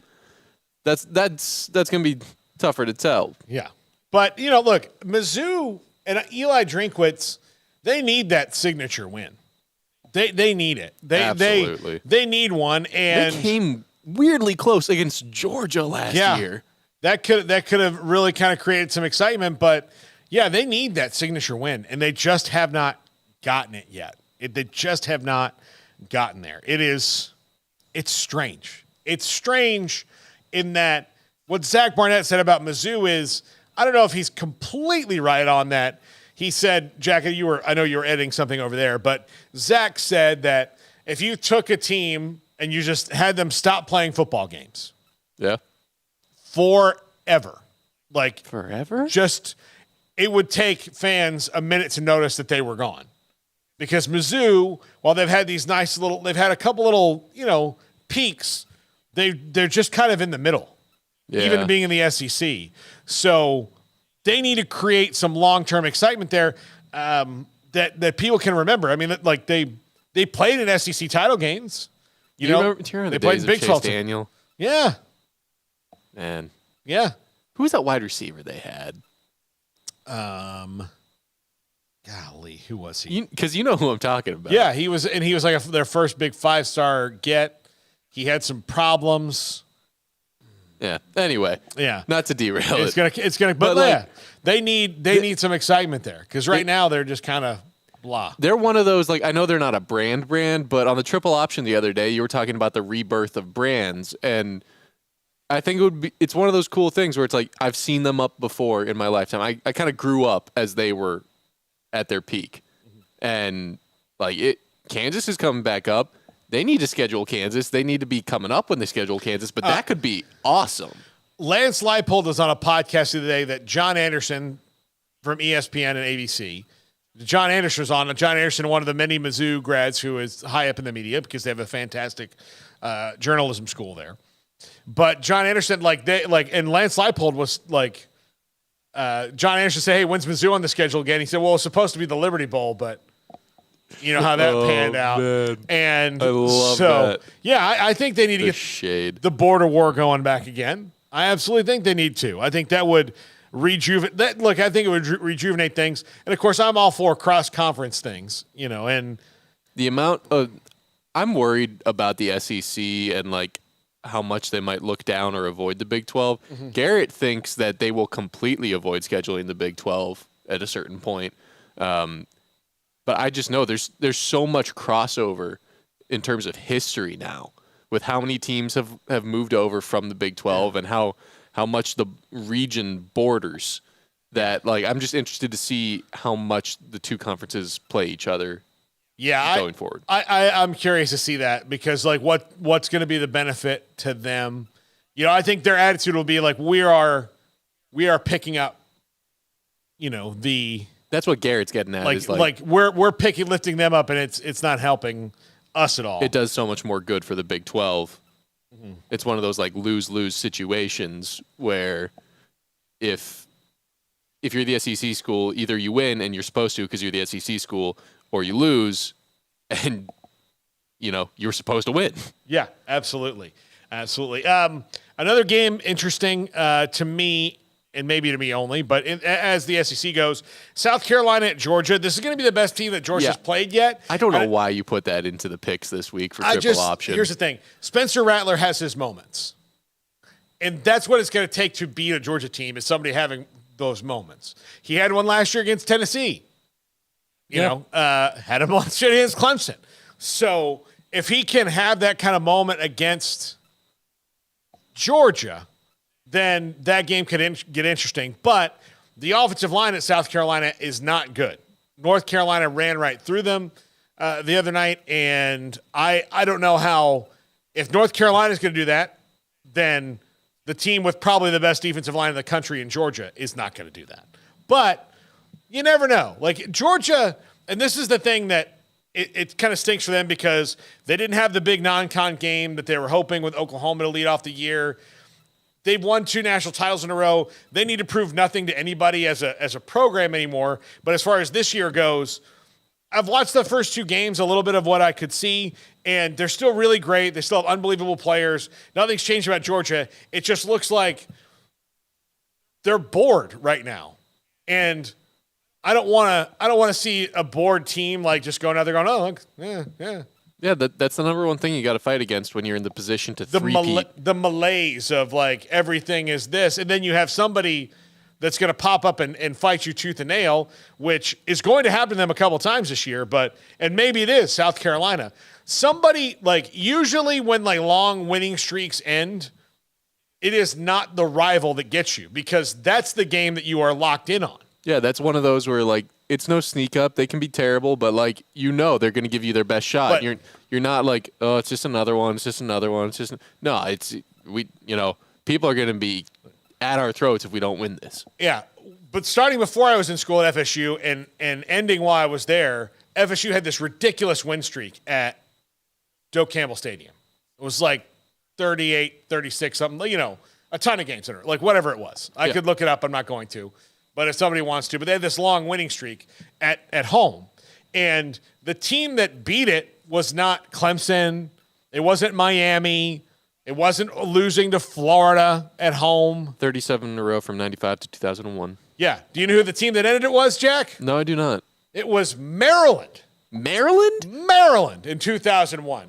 And FSU took it right down to the end.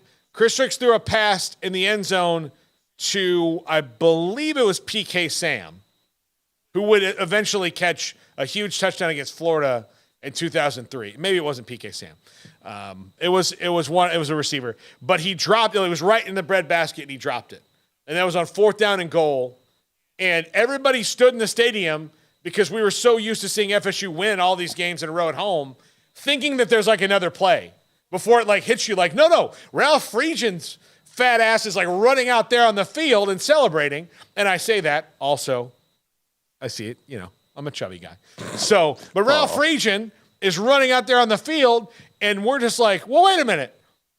It's not legal for us to lose here. Isn't there rules that we win at home and you don't? So it's always a weird one that ends the long winning streaks. Yeah. So, I mean, they're so Sir Blah has a PK Sam CFL practice jersey. There you go. There you go. Interesting. There you go. But yeah, that's obscure. There are, yeah, absolutely. But yeah, there are those things that, just they're not always the big dogs that get you. Because when Georgia or Alabama or whoever is rolling through life, everything's fine, won all these games at home, the one they're going to get up for is the rival. The rival's not going to, because that's the one that's going to break them out of their boredom. But the one that gets them is the one that, like Georgia last year, went to Mizzou and really played bored and almost lost the game. And then they did it was like they did one of these. They were like, brah, whew, wait, what? We're losing? Oh, hold on. How much time's left? Okay, enough for us to win. Let's go fix that. And then we'll all not talk about this again. I mean, it's absolutely the Thanos should have gone for the head moment from last year of college football, Yeah. You cannot not kill the Georgia when you have the chance to kill them. Otherwise, they're going to go and do what they did. Yeah, absolutely. I'm just looking down, trying to find other things that are. I mean, I'm still looking at a couple of Big 12 games, specifically BYU, Arkansas, and the backyard brawl. Yeah, look, BYU and Arkansas is really interesting because you're talking about BYU trying to make a statement game, maybe win before they go into their first season of the Big 12. But at Arkansas is going to be a tough place for them to win. And KJ Jefferson's good, man. Oh, yeah. If you look at the times where Arkansas has stumbled in the last couple of years, it's mostly been when he's not playing. Now, I haven't watched a lot of KJ Jefferson, but the comp that immediately comes to mind for me with KJ is Cam Newton. Obviously not the same quality, but style of play, am I off here? No, I mean, look, he's big arm, really can run, a big guy. Sometimes he trusts his athleticism a little bit too much. So, yeah, maybe so. He's in that mold. Obviously not as accomplished, but, if you were trying to not going that far. No, I mean, but, Harold Perkins reminds me of Von Miller a little bit, but not there yet. So it's going to be tough to see the BYU defense slowing that down. But I hear they are without Rocket Sanders. Yeah. That is a big one for them. TCU and Houston is interesting to me, and that Dana Holgorsen probably needs to get a good win after last week against Rice. But TCU, and we haven't seen, I don't think we've seen TCU at full speed yet. So let's see what that offense is going to be when they really start to hum. I think that'll be. How long do you think it'll take them to start to hum, though? I think it could happen this week. I really do. I think they'll be fine against Houston. Then again, what was it? 42 points against Colorado was. They say that, but bad. As far as I say them start to hum, not the offense start to hum. Everything looks like they're TCU again. There's that. I find it weird to be saying that about a team that's coming off of an appearance in the national championship game. Yeah, don't you? Yeah. Oh yeah, absolutely. It is weird, but you never know. Tennessee and Florida, this was such a great rivalry game most of the time, or was back in the day, and then neither program has been good at the same time.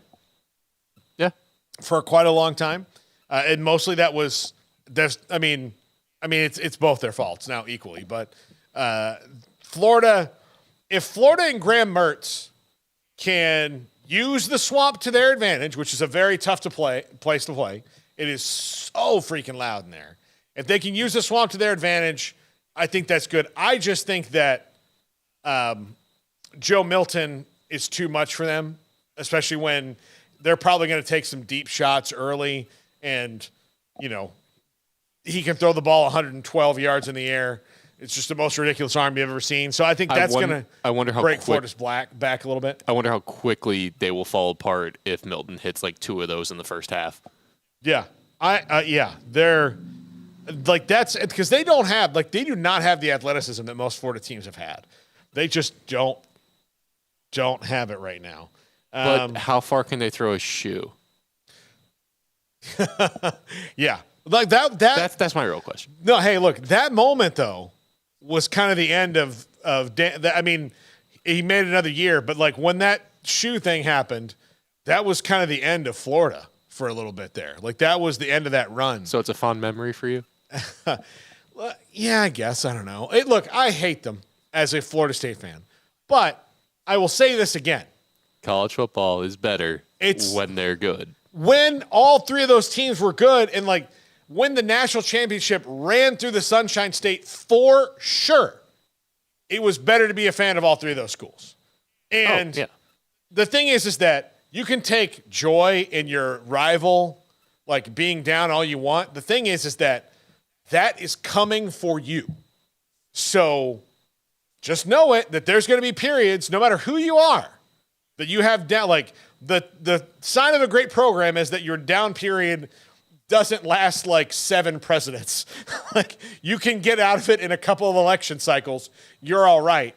But look, if you revel in your rival being down and being able to do that, then yeah, I mean, look, I got to ask, like, if you're having your best period but not winning national championships, is it better or worse if your rival's like up or down? Because Baylor had their best period and TCU was up there with them. And since Baylor wasn't competing for national championships, what's the number one thing that Baylor fans will remember about that run of being great? 61-58. Exactly. Yeah. Like it's special that TCU was good at the same time. I am not good. Like, only thing I'm going to remember about the 2022 FSU Miami game is that it was an absolute, like, pants down spanking. And I got bored watching the Miami game for maybe the first time in my life. And I don't want that. Like, as much as I've pained by those losses as a fan, like, it cuts me here. Like, if another one of those games comes down to a field goal, I'm going to hide in the garage. I don't know what to do. Can we live stream that? But if it's better and more enjoyable when it's like, it matters. It matters. And so I think that sometimes you have to give a little to get a little. You know, this, I am like the historical Congressman Henry Clay. I'm the great compromiser. I am willing to compromise if everyone wins. Cut. Hey, I had Helen Thomas earlier. I got Henry Clay today. You're killing it. I'll go way deep cut. Way deep cut. So. Okay. Yeah. So let's rock with it. Anyway. Yeah, I want that.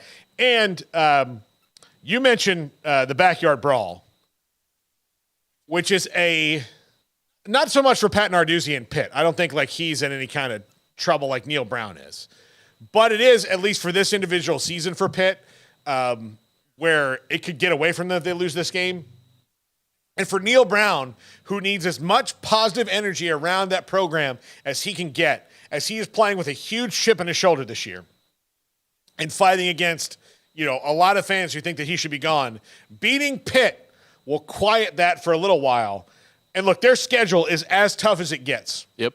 If you had drawn up, like, they don't even get a break. Like, you would maybe take this schedule if you could, like, mix it up a little bit. But their biggest rival in Pitt, Texas Tech, who's good, even though they're 0-2, maybe the best 0-2 team in the country. TCU is coming off the national championship, and that's on the road. Then you get Houston. I mean, so, like, you've got 3 games in a row here that are really, really tough, and you've already lost to Penn State. Yeah. Who was way better than West Virginia was. So that's before you have to go into Stillwater, into the bounce house. Or no, it's not into Stillwater, sorry. You host Gundy, who is one of the most consistent coaches in the Big 12. Yeah. He's going to have his guys competing unless he's got a crazy rash of injuries. Yeah. And then you go into the bounce house, you host BYU. Like, the Big 12 schedule is not looking kind for them, even though we're looking at them as a better team right now. They go to Oklahoma. And look, even though, like, by the 12th game of the year, who knows where Baylor and West Virginia are going to be. But the bottom line is the home team wins all those games. That's the series. That's how that series goes. So sometimes it doesn't matter what records are. The football gods have dictated, like, this is how this series is going to go. And Baylor and West Virginia has been the home team wins. Yeah. That's who wins those games most of the time. Scary close sometimes. Yes.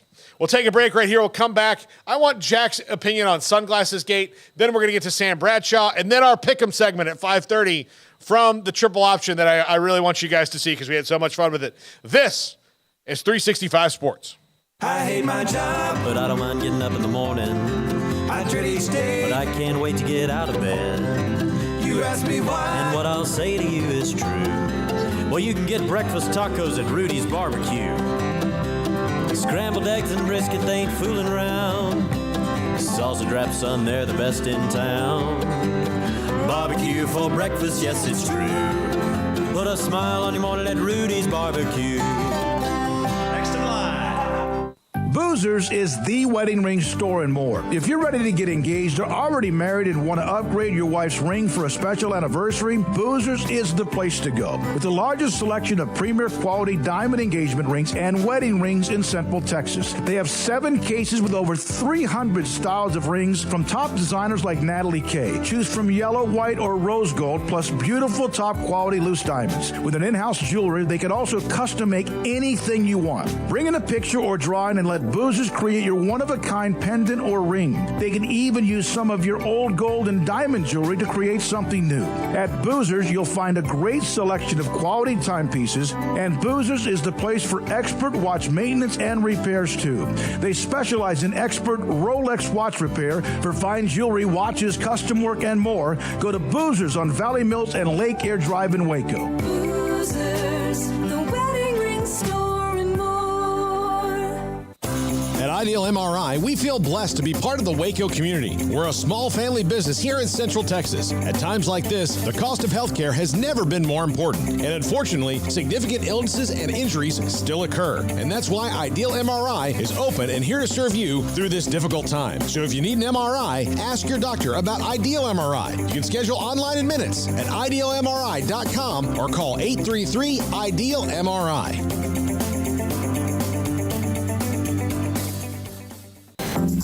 Waco Regional Tennis and Fitness on Lakeshore Drive is a premier elite life-changing experience where you can change your mind, body, and soul. Waco Regional Tennis and Fitness offers over 40 group exercise classes every week, including boot camp, indoor cycling, bar, silver sneakers, and more. If you haven't been to Waco Regional Tennis and Fitness lately, you're missing out on the improvements. New flooring in the weight room floor and locker rooms, new paint and mirrors added to the weight room and group exercise room, and many new machines have been added and arriving constantly on the weight room floor. New free weights, weight machines, TRX, rowing machines, stationary bikes, new treadmills, new ellipticals on the spacious weight room floor. Personal training with Christy London, Randall Corley, Alex Box, and welcome to Nathan Roach, where you will be encouraged and motivated to grow. A kids club included with your membership, plus sauna, whirlpool, and tanning bed. 16 tennis courts plus a beautiful stadium court, and longtime youth tennis pro Britt Coleman and assistant junior Kenna. Adult tennis lessons and clinics with Blake, and the commitment to pickleball with 8 courts and instructor Jody Thurman. Visit the website at wacotennis.com or visit us at Waco Regional Tennis and Fitness next to Hawaiian Falls on Lakeshore Drive in Waco.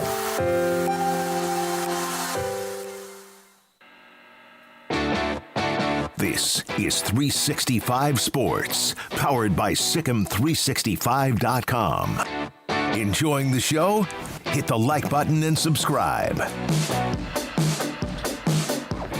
I'm going to start doing some Friday top 5s that are just kind of goofy and fun, Jack. Okay. Let's get them all done before the others come back. Yeah, I mean, I've got this time. Although I hate to do them without them. I think especially there's a couple that Smokey in particular would like. But save the ones he'd like, but this is going to be the first in a series of things I wish would come back in college football. And so to the top 5 today, in about a little less than an hour, will be top 5 quarterbacks who wore numbers above 19.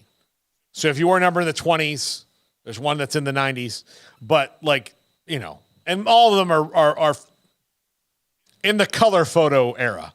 So we're not going back to no face masks, and your number one is someone that he's the first guy that pops into my head when I think of this. I don't know why after that it did not become a staple and more popular around the country, but that's just me. Yeah. But yes, you're cooler than the average guy. And here's the reason I brought it up because Ohio State's backup quarterback Devin Brown is wearing number 33, and I wanted him to win the job solely for that reason. You know what? I can be on board with that. Yeah. So anyway, Jack, Let's go. I want people to get to know Jack a little bit here because he and Garrett have a podcast on the Crystal Ball College Football Chaos, that podcast. So you get to know Garrett a little bit more, and promoting everything else that we do and taking this opportunity to do that. You've heard Josh Neighbors on this show a couple times. I'll probably have him back again next week on Friday. He's on the Crystal Ball College Football as well. Grayson has stuff on the Crystal Ball College Football. But Jack, let's go rapid fire. Oh boy. Sunglass Gate, where do you stand on it? Why did Norvell open his mouth? Why? Like, I don't necessarily. I was raised in a very similar way, I think, about what's disrespectful, what's not. But come on. Why open your mouth? You knew what was going to happen. Yes. Okay. Alabama's quarterback situation. Is it dire straits, or will Nick Saban handle this? He's not going to handle it this year. Yeah. So it's bad for this year. Buckner coming in should have been the sign of that, him being the transfer, but they'll get it sorted. Saban will get it sorted within 2 years. I know that's a crazy bad window for Bama, but of the teams who are major brands in the last 2 years, so we can include USC and Michigan in this, of the major brands who have come back from the dead, Florida State, Miami, Texas, all in that. Tennessee in that as well. Yeah. Which one has the most staying power in your opinion? Staying power? Staying power. Oh, man. You see, they all have little drawbacks. For Michigan, it's when does Harbaugh leave? For USC, it's what's the move to the Big Ten going to do for them? For Tennessee, it's the fact that they're in the same division and will probably play annually against the big dynasty of the time right now. Mm-hmm. For Miami, I don't actually know if they're back. I'm sorry, they have not convinced me. They are not reborn. They're not back.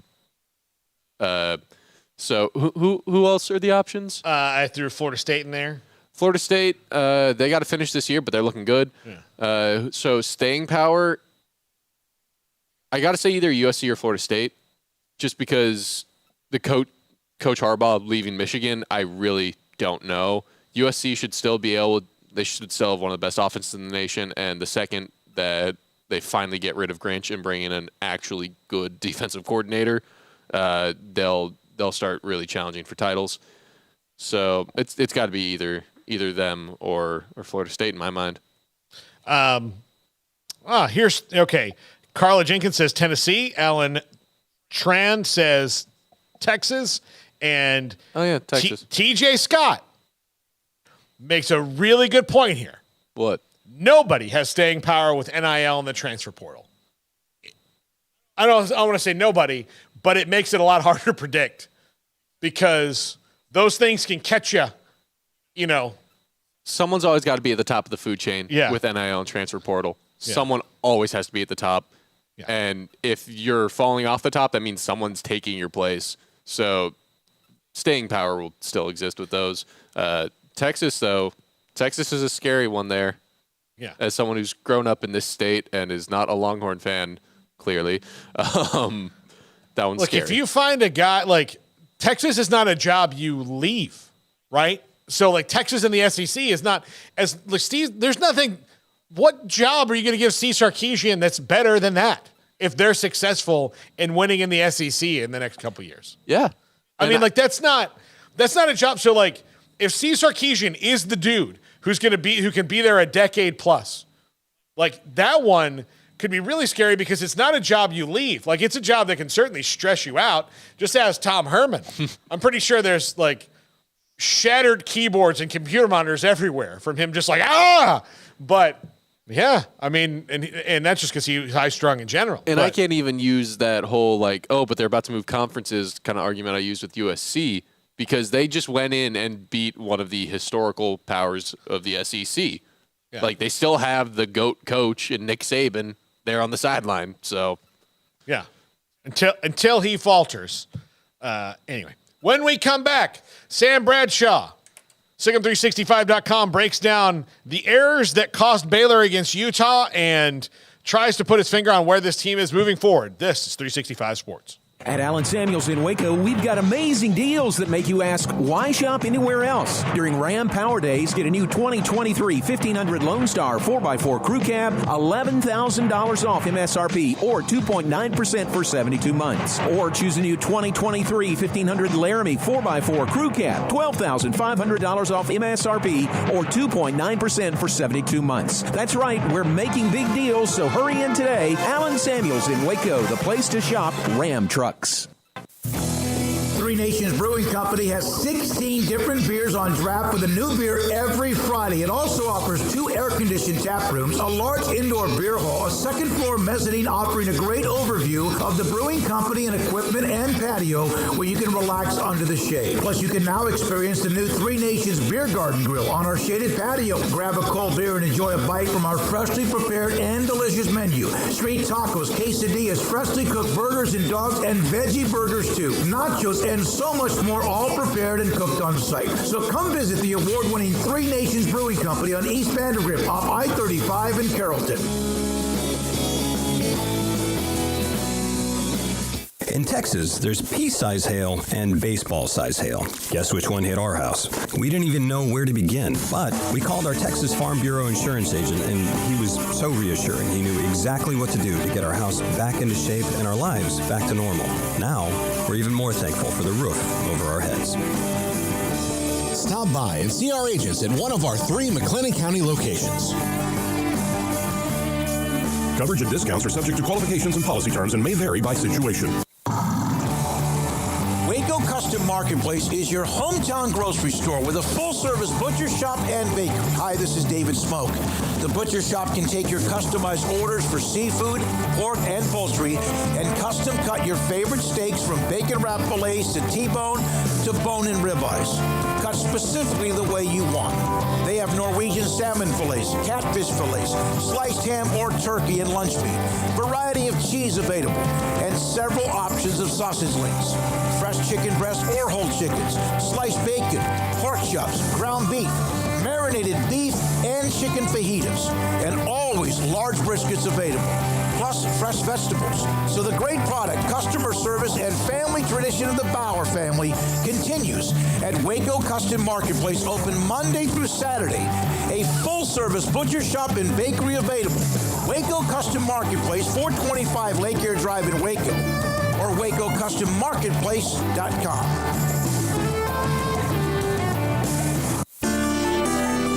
It takes time to reach goals. It's a truth that applies to more than sports. It goes for your financial goals as well. You work hard for your money, and you deserve an investment strategy that lines up with your game plan. And Chuck Verno, your Edward Jones financial advisor, can help. If financial investments aren't putting forth the effort you desire, stop by today for a financial review. Chuck Verno, 720 North 64th Street in Waco, 254-732-1161. Edward Jones, member SIPC.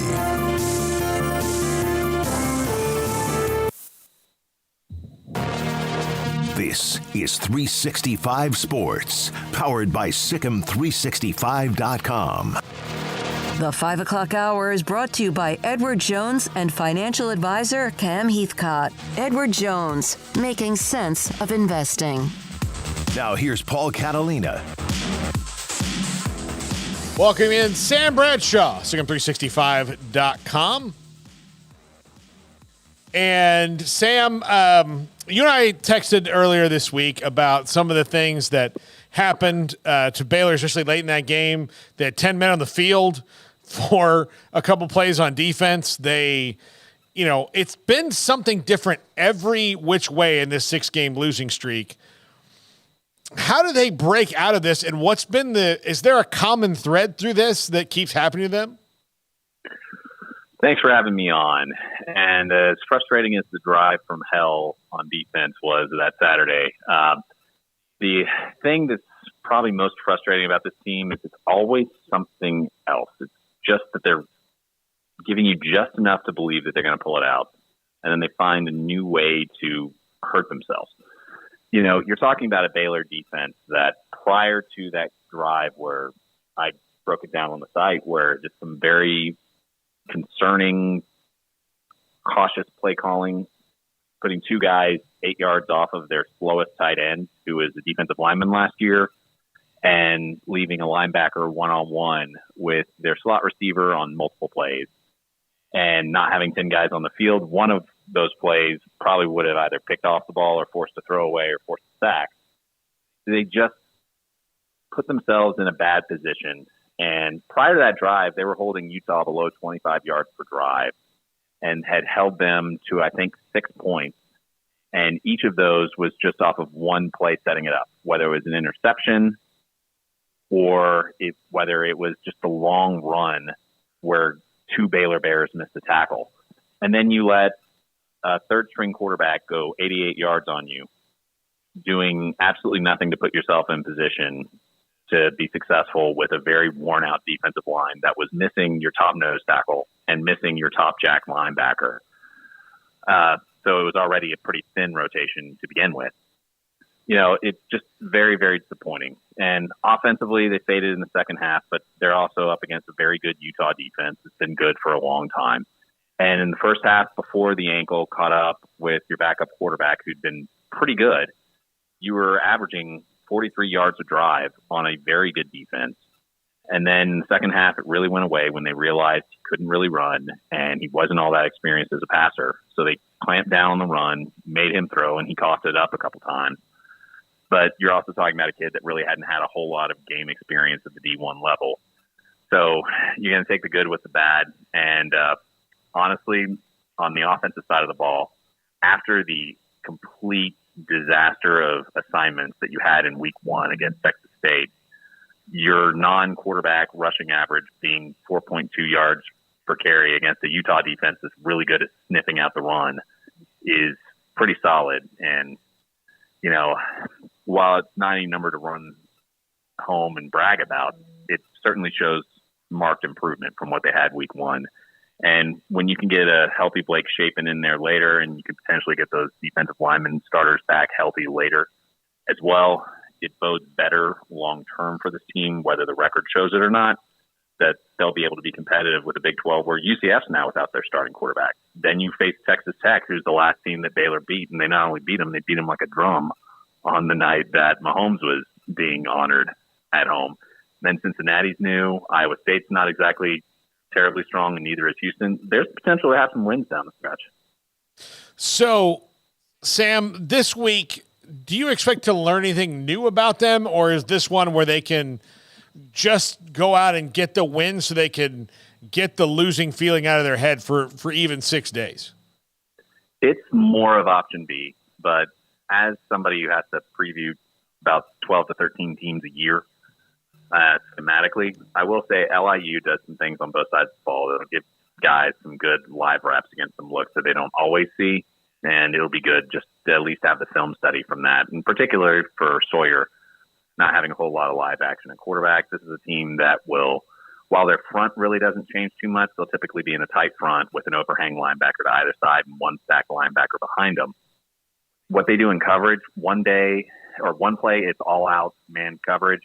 The next play, it's zone coverage, and then they'll give you some different looks. It's not just cover 2. They'll run some basic cover 2, but then they'll do Tampa 2 with the corners playing what's known as trap 2, where instead of being outside the receiver and rerouting them inside to help the safety, they've got somebody dropping into that deep middle hole so the safeties can play wider, and then the corners can play inside the receiver and actually help out fitting against the run and turning it back inside to their front 6. So they can give you a lot of different looks. And while they definitely don't have the talent to hang with you, they have the ability to put things on film in a way that will allow Baylor to help themselves get better. So what was your total assessment of Sawyer Robertson after his first start?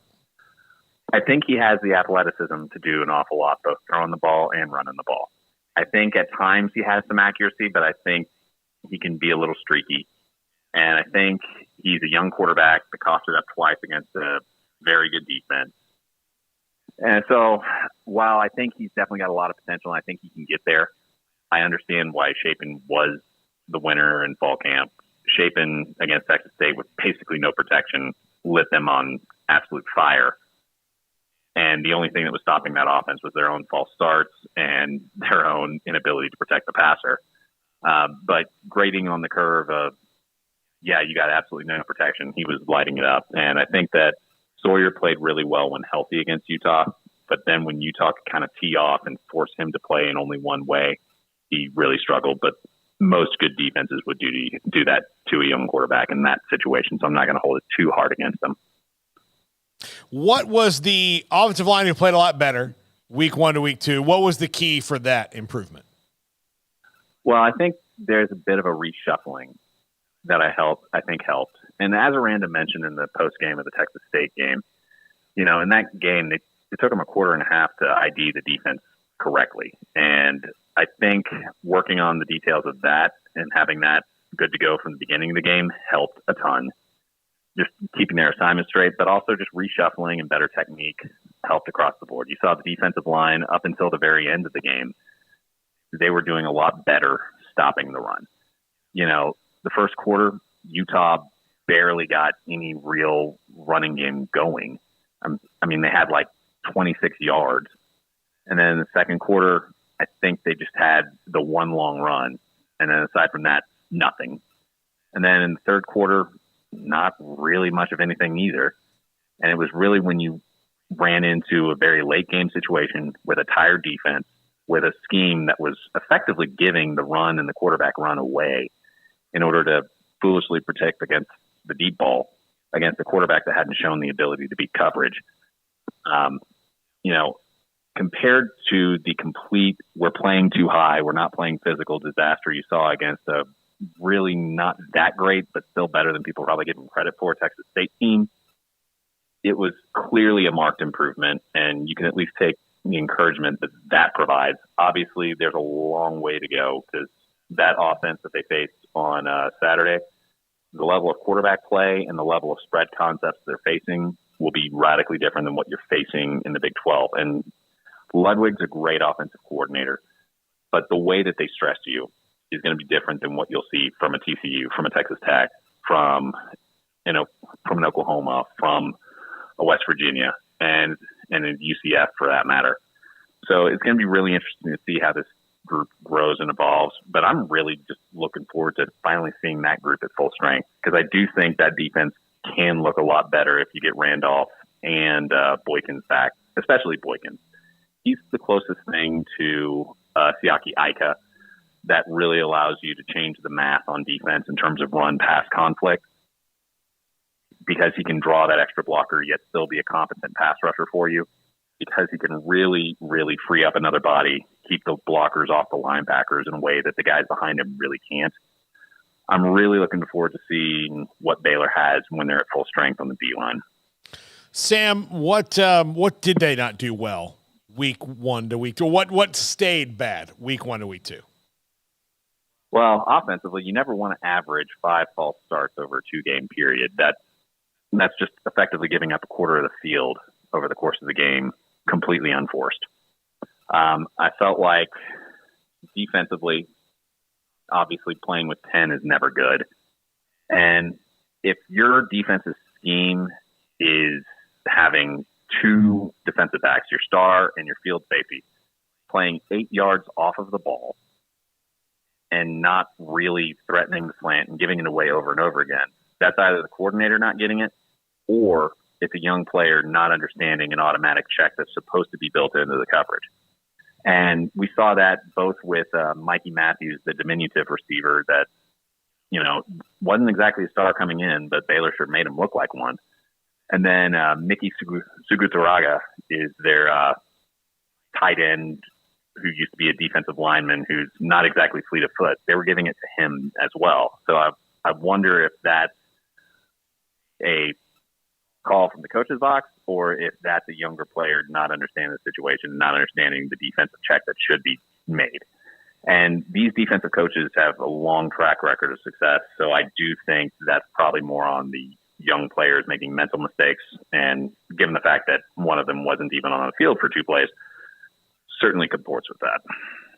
Sam Bradshaw, Sikkim365.com. Sam, we'll talk again next week about how they're going to attack a resurgent Texas Longhorn team, which should be very, very, very interesting.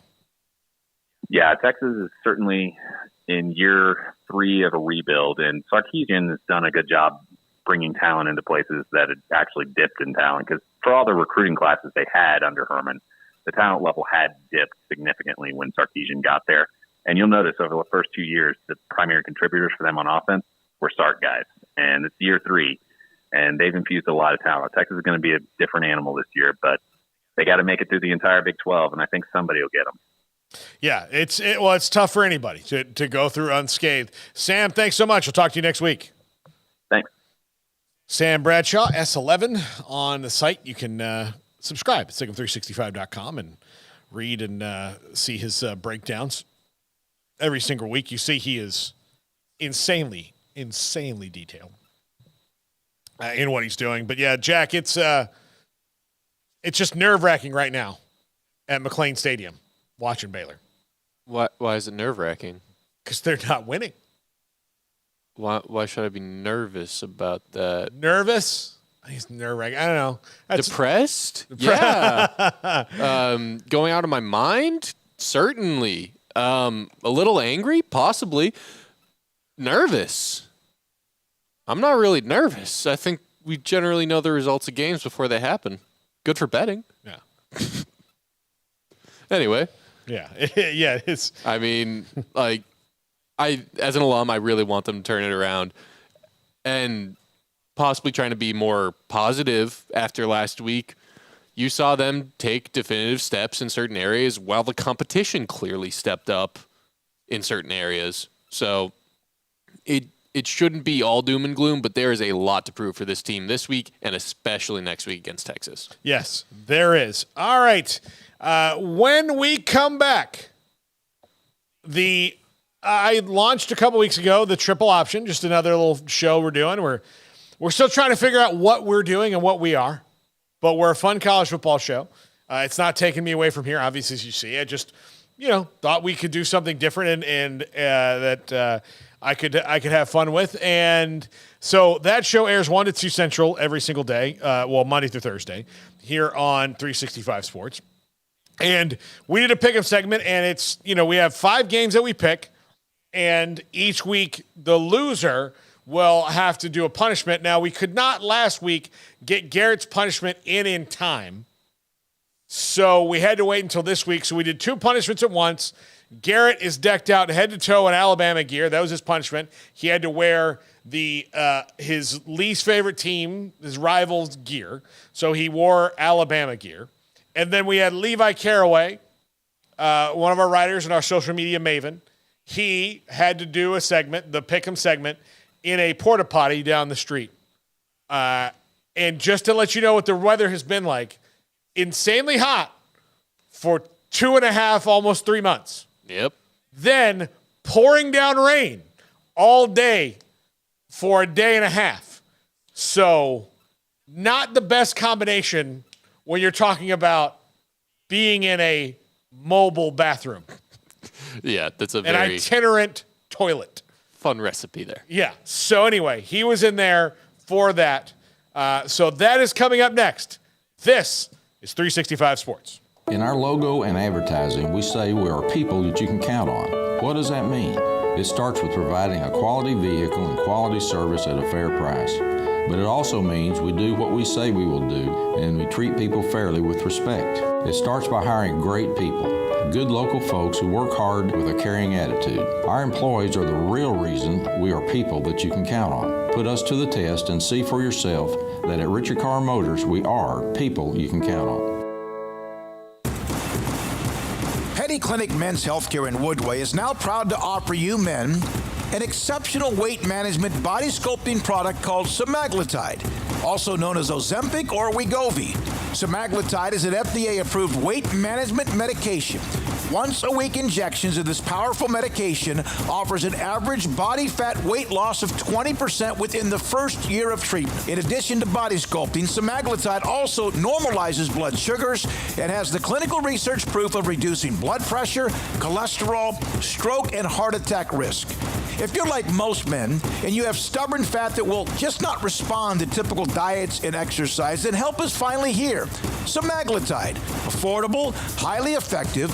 Google search Petty Clinic Waco and reach out to the Petty Clinic team today for a free consultation with Dr. Petty to see if semaglutide is right for you. Go to pettycliniclowt.com. One size fits all. That may be all right for an adjustable belt or cheap sunglasses. But when it comes to your financial needs, no one wants a one-size-fits-all strategy. Cam Heathcott, your Edward Jones financial advisor, knows that his most important goals are yours. That's why we take the time to understand your needs, knowing you. That's how Edward Jones makes sense of investing. Cam Heathcott in Conroe at 936-756-7717. Edward Jones, member SIPC.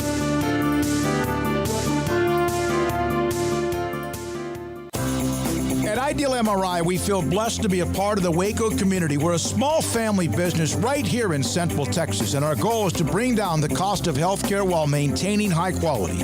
At times like this, the cost of healthcare has never been more important, and unfortunately, significant illnesses and injuries still occur. That's why Ideal MRI is open and here to serve you through the difficult time.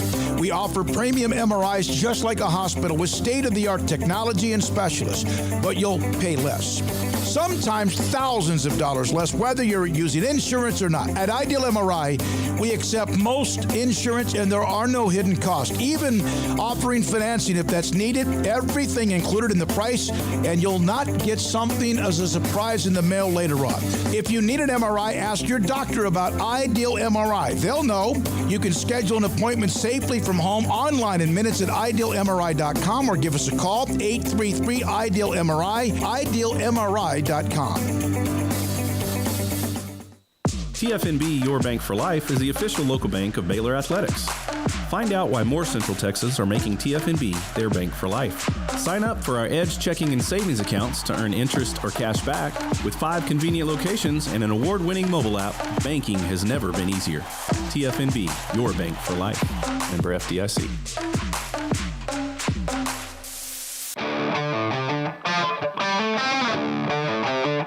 The 365 Sports Friday Show is presented by Bird Culchin Ford and the U.S. Army Waco Recruiting Company.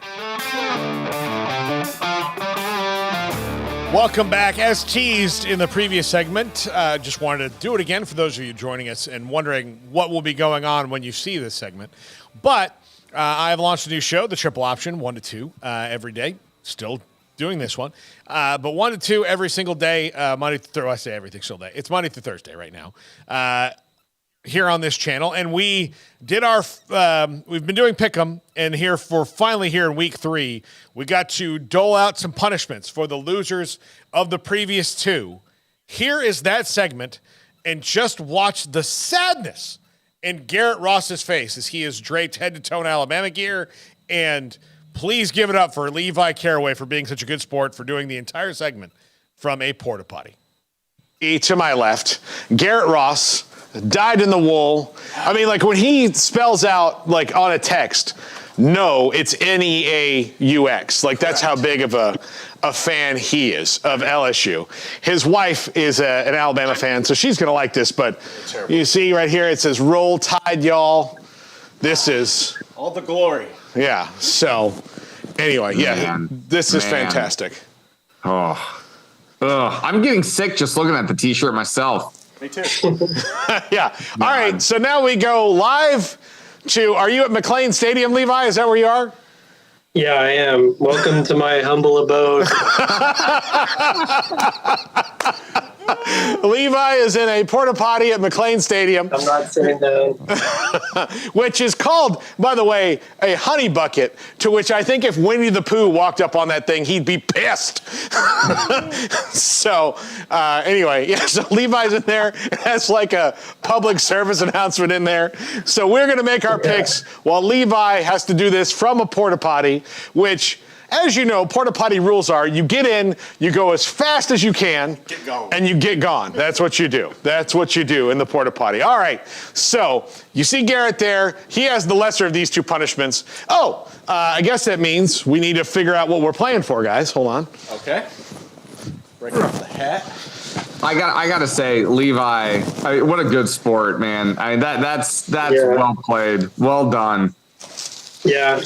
I was kind of this is kind of a Mickey Mouse loss because Tulane's quarterback didn't play, and I found out like right before the game, and they were tied with Ole Miss going into the fourth, the mighty SEC. So it's a victory in my books. All right, so here we go. All right, Garrett, I will let you draw. Oh Lord, let's see what we've done. Garrett, is your mic pack on? Oh, it's supposed to be. Is it green? It is green. Okay. We have green action. Sorry, you're just coming through really hollow. Okay. Karaoke against your will. Oh, good times. Oh, God, oh yeah. no. All right.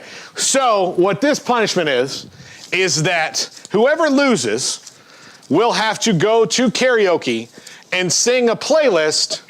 And I say a playlist because everybody should get a song choice in there of songs. And we will not be able to play this. 4 songs? Well, let's say 3. Then who doesn't get the choice? Paul, you can't 4 songs. Okay, 4 songs. No. 4 songs. No. No on 4 songs.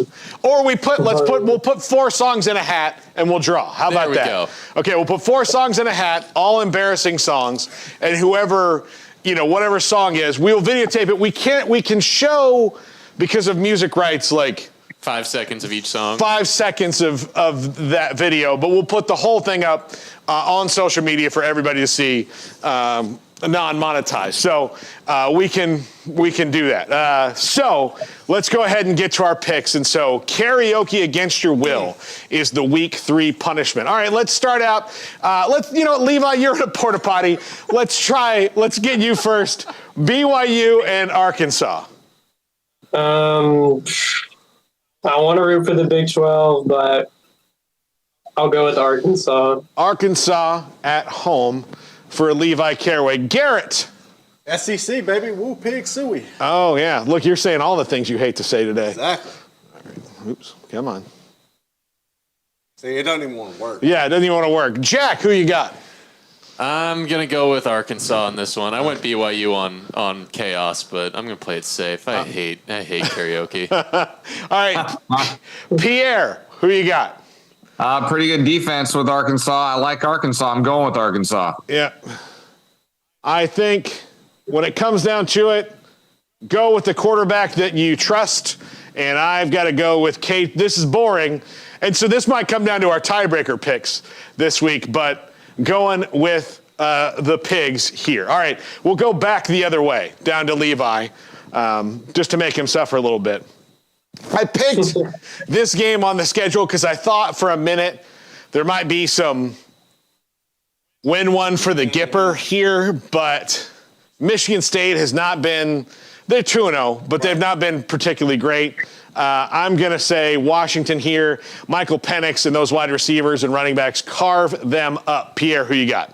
A little bit of a distraction right now in East Lansing, so I'm going to go with Washington as well. Yeah.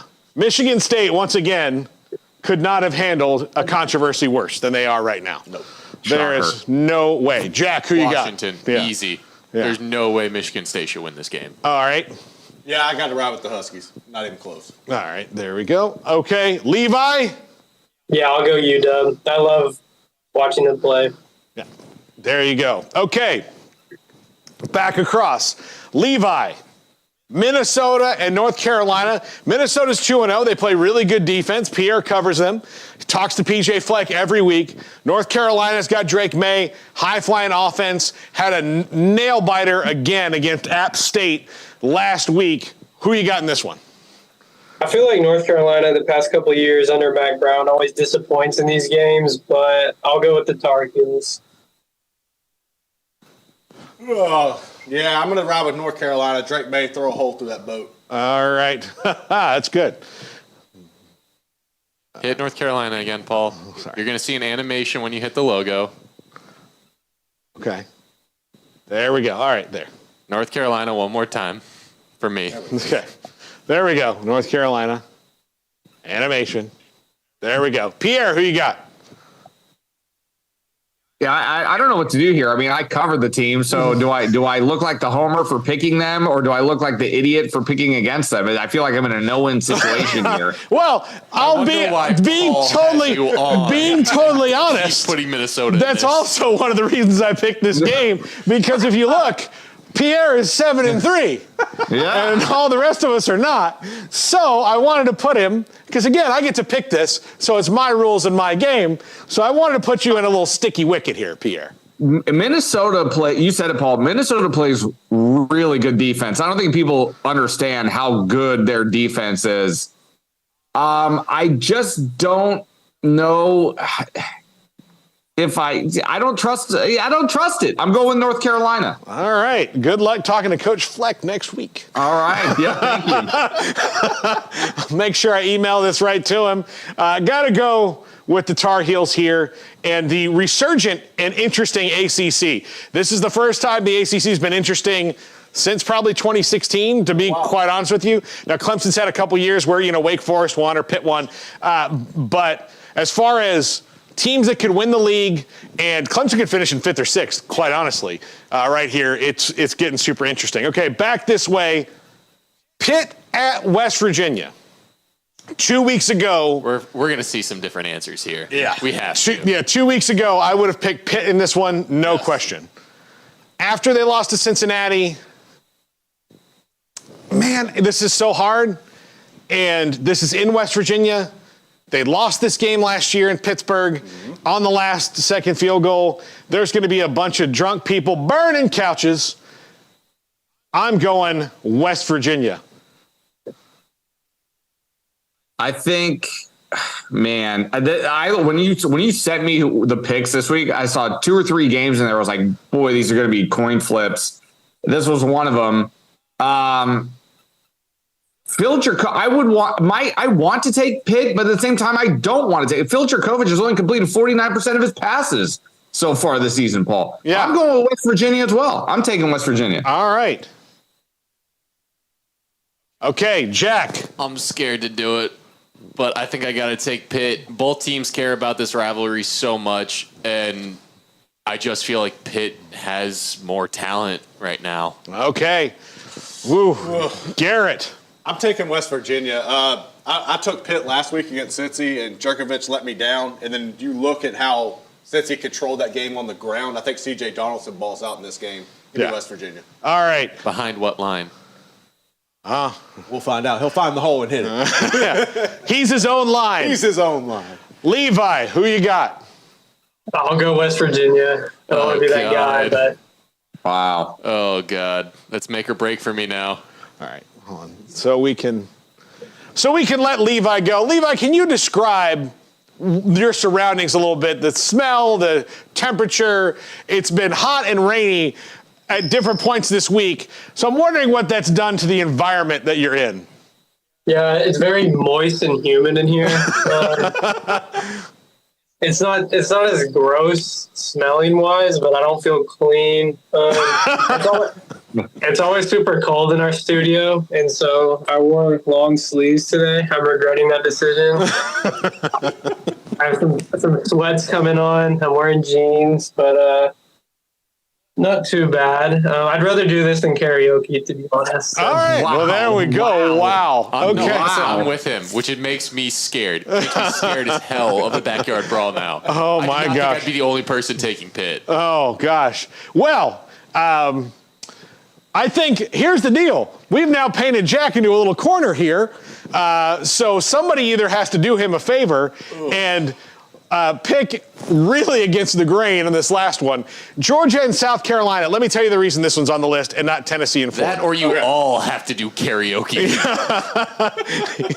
Yeah. Wow. Yeah. Huh. Interesting. You're the only person to go off the beaten path. Yeah, and that's interesting. That's interesting. I feel like the punishment should flip. I respect that. You know what? If he's the brave one, then maybe we have to do it. Okay. Let's see what Levi picks on this game. Levi, do you think Spencer Rattler? I'm not even trolling. Like, I think this could actually be one of those games that chaos ensues. Am I going to pick it? I don't know. You have to pick it. Yeah, I'll go with the Gamecocks. Why not? All right. Wow. Okay. Thank you, Levi. There we go. But if we tie, I already did my punishment. So. All right. We'll see. This works. Yeah, we'll see. Okay, here we go. I got to take Georgia, man. I do not trust Spencer Rattler at the end of the day. Yeah. I got to take Georgia. Georgia. Yep. Not even a second thought. No analysis. Georgia. Yeah. There we go. Three in a row. Oh, make it 4 in a row. And Paul might get the hang of this app eventually. it's just not going, man. There we go. There we go. So, as you see the picks here, Garrett and I will not gain on Pierre this week at all. Nope. Jack and Levi have a chance to. So, Pierre, whatever happens, you're going to remain in the lead this week. So, that's good news for you. The air is crisp up here at the top, I got to tell you. Yeah. Oh, get off of it. So there you have it. There's our picks. We all picked Arkansas. We all picked Washington. We all picked North Carolina. Jack picks Pitt. And Levi picks South Carolina. This is going to be interesting. The loser or losers of this could wind up. Because, look, if you guys are – I don't know what's going to happen. You got to get a duet. Yeah. But they will lose. You got to get a duet. Yeah. Islands in the Stream. Ooh. Islands in the Stream would be great for the two of them. I'm going to put that in the hat. Anyway, or it could be Ark. You mentioned you had Georgia and South Carolina. There was a reason you picked it over Tennessee and Florida. What I didn't hear that reason. What's the reason? I just think that Tennessee and Florida is going to be an absolute blowout. And there are people talking it up. I trust Spencer Rattler to make it interesting more than I do Graham Mertz. Fair. So there you go, Levi. Your punishment is over. Return to us in the studio, but please disinfect before you come in. So, all right. Thanks to Levi for doing that and being such a good sport. Thanks to Pierre. Thanks to Garrett also being a good sport. He is going to shower in turpentine tonight to wash this off of him. So, that is awful. That is tough. But I'm glad that you did it. I'm glad this is our first punishment. Pick 'em. I hope it does very well on YouTube. We might have to run some of this on Friday again. I think it's worth promoting on another show. I want to know how we're going to people that you can count on. What does that mean?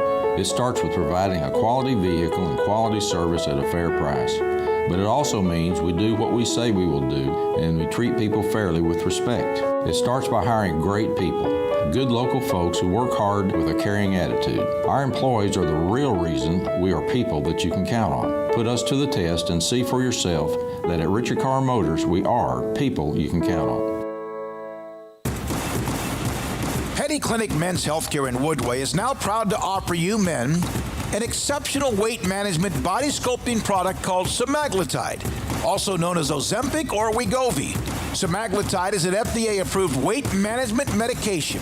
Once-a-week injections of this powerful medication offers an average body fat weight loss of 20% within the first year of treatment. In addition to body sculpting, semaglutide also normalizes blood sugars and has the clinical research proof of reducing blood pressure, cholesterol, stroke, and heart attack risk.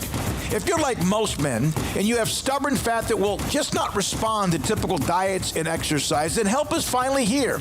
Semaglutide, affordable, highly effective. Google search Petty Clinic Waco and reach out to the Petty Clinic team today for a free consultation with Dr. Petty to see if semaglutide is right for you. Go to pettycliniclowt.com.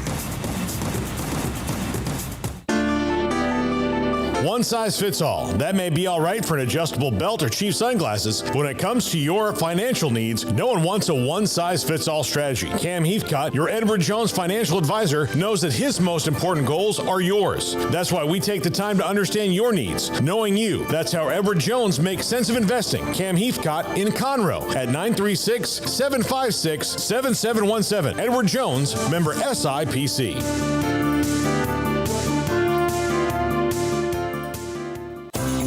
At Ideal MRI, we feel blessed to be a part of the Waco community. We're a small family business right here in Central Texas, and our goal is to bring down the cost of healthcare while maintaining high quality.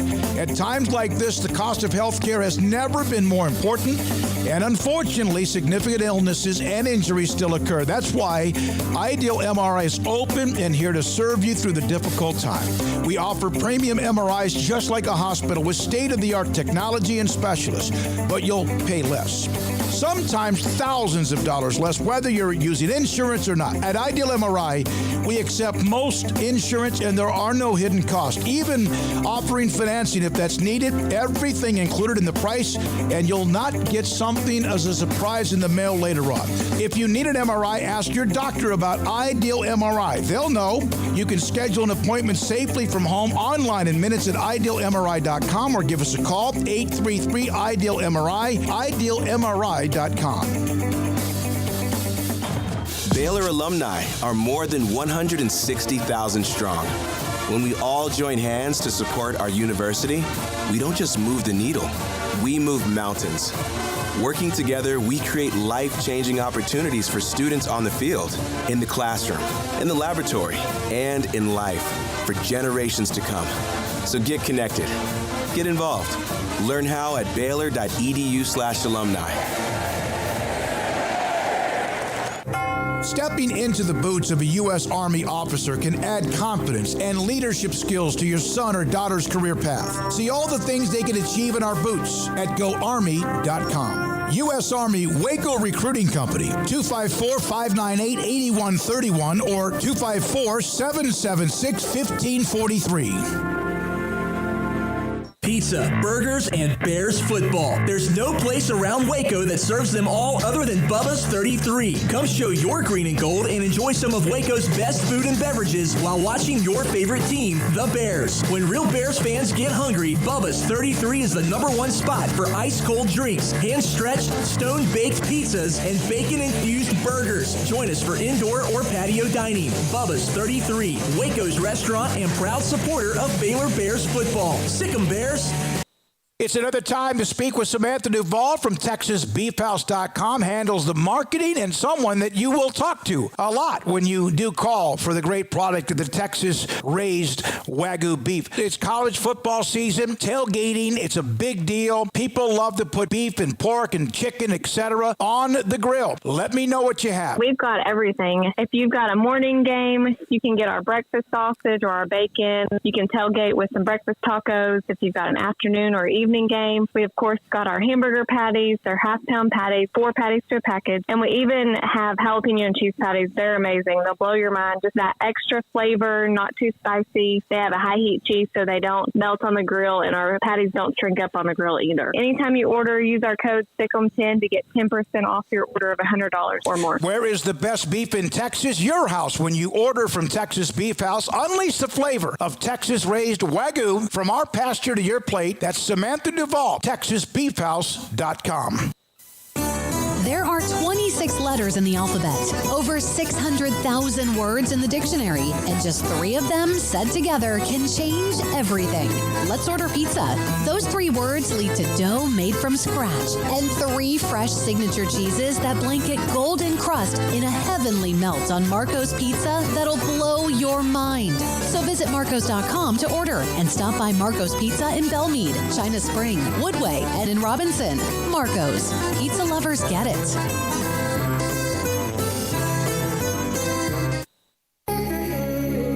It's time for Paul Catalina's Top 5, brought to you by Texas Beef House. Where's the best beef in Texas? Your house when you order from Texas Beef House. Unleash the flavor of Texas-raised Wagyu. From our pasture to your plate, TexasBeefHouse.com.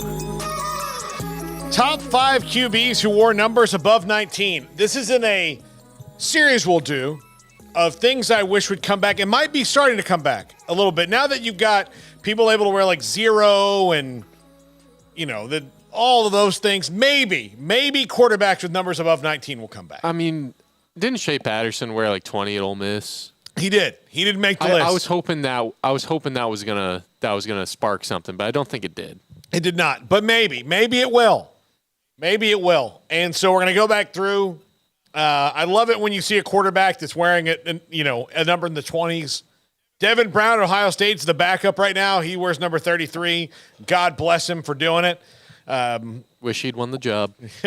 Just for that. Simply, just for that reason. Number 5. Even though he only did it for one game, Denard Robinson wore number 98 to honor Michigan legend Tom Harmon.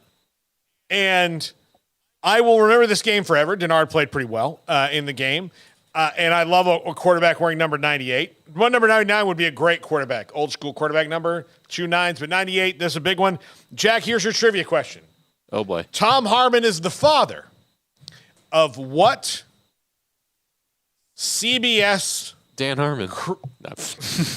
You're close. I mean, not Dan Harmon. I don't know his name, but it's Gibbs from NCIS. Yes, Mark Harmon. Mark Harmon. He played at UCLA. There you go. You got it right. Dan Harmon's the one that pops into my head because of Community, and I know that's not it. No, Mark Harmon is the right answer. Gibbs of NCIS. I don't think he's on NCIS anymore. Oh, man. I don't know. The show's been on a very long time. I think I was in high school when it started coming on. Have they hit 20 seasons yet? I don't know. It was a spinoff. Yes. I think it's a spinoff of Jag, which was a show that was on when I was in a spinoff? high school. Yeah. Yes. What? Yeah. I didn't know it was a spinoff. Yeah, Gibbs was first a character on the show Jag. Huh. Yes. So I'm sure there are people in the chat room who remember Jag. Well, I guess I'm showing my age. Yeah. Number 4. Heath Schuler, who eventually ran for Congress, was a draft bust of the Washington Redskins. But Heath Schuler. This is the only guy on the list I don't know. Yeah, he was great at Tennessee, man. He could sling it.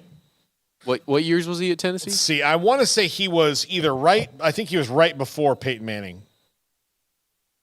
He was, let's see, U.S. Representative Heath Schuler. Let's see, football career. He was at Tennessee 91 to 94. Okay. So right before Peyton Manning. He was right before Peyton Manning. So drafted in the first round by Washington, played from 94 till 99, and really was on the practice squad of the Raiders in 99. But do we know why he wore number 21? I have no idea. Damn. So I just know that he did. The reasons why ultimately don't matter to me other than they just did it. So, but Heath Schuler, I know there's some folks out there remembering Heath Schuler. Josh Hybert remembers Jag. There you go. Let's see. Roy Melton, my parents never missed an episode of Jag. Yes, it was a show made, much like NCIS, for your parents. Number 3. The round-mounted touchdown. The hefty lefty. Jared Lorenzen, University of Kentucky, wore number 22. Nothing brought me more joy of watching a team that I had no dog in the hunt than watching Jared Lorenzen play football. I can promise you I'd never, I'm indifferent about Kentucky when it comes to football. But, man, when they've got a guy, the hefty lefty, a fat lead like this, man, oh, man, much respect. Yeah. Much respect. So, I got to go back and watch some of his highlights. Yeah. Then he was in the NFL for a little while. He Yeah. played in like all these arena leagues. You would see Jared Lorenzen with a shirt that was like a crazy color because the sponsor was like a tow truck company or something. Man, gosh, Jared Lorenzen. Loved watching that guy play. Number 2, Bernie Kosar. The second best quarterback on this list as far as talent goes. Had a good NFL career. Browns, Cowboys, Dolphins. It was a big part of the Cowboys Super Bowl run when Troy Aikman got a concussion and he helped them win some games. But, Bernie Kosar wore number 20 at Miami. Wore number 19 for the Browns, number 18 for the Cowboys. I can't remember when he made it back to the Dolphins what he wore. But Bernie Kosar was one of the first dudes of those big Miami runs with Howard Schnellenberger. Bernie was there. He was there honoring Howard Schnellenberger last week as Miami. That might have been what made me start thinking about this a little bit more and putting him on this list because I knew he was number 20 at Miami. And Jack, I know he's well before your time. Yeah, but I watched the U. Yeah, you watched the U. He was on there. He's also on Broke. So he's made his way through the 30 for 30s, which his story on Broke was really, really like, oh my gosh. Yeah, Broke's one of the sadder ones. Poor Bernie Kosar. My gosh. A lot of the guys on Broke were from Miami. They were Miami guys. And number 1, can't have a list with this without Doug Flutie. I love it because number 22 is a number that's too big for him as a person. Just normally, Doug Flutie's not a big guy. Yeah, he's got to slim it down. Should have gotten 21. Met him at Super Bowls a couple times.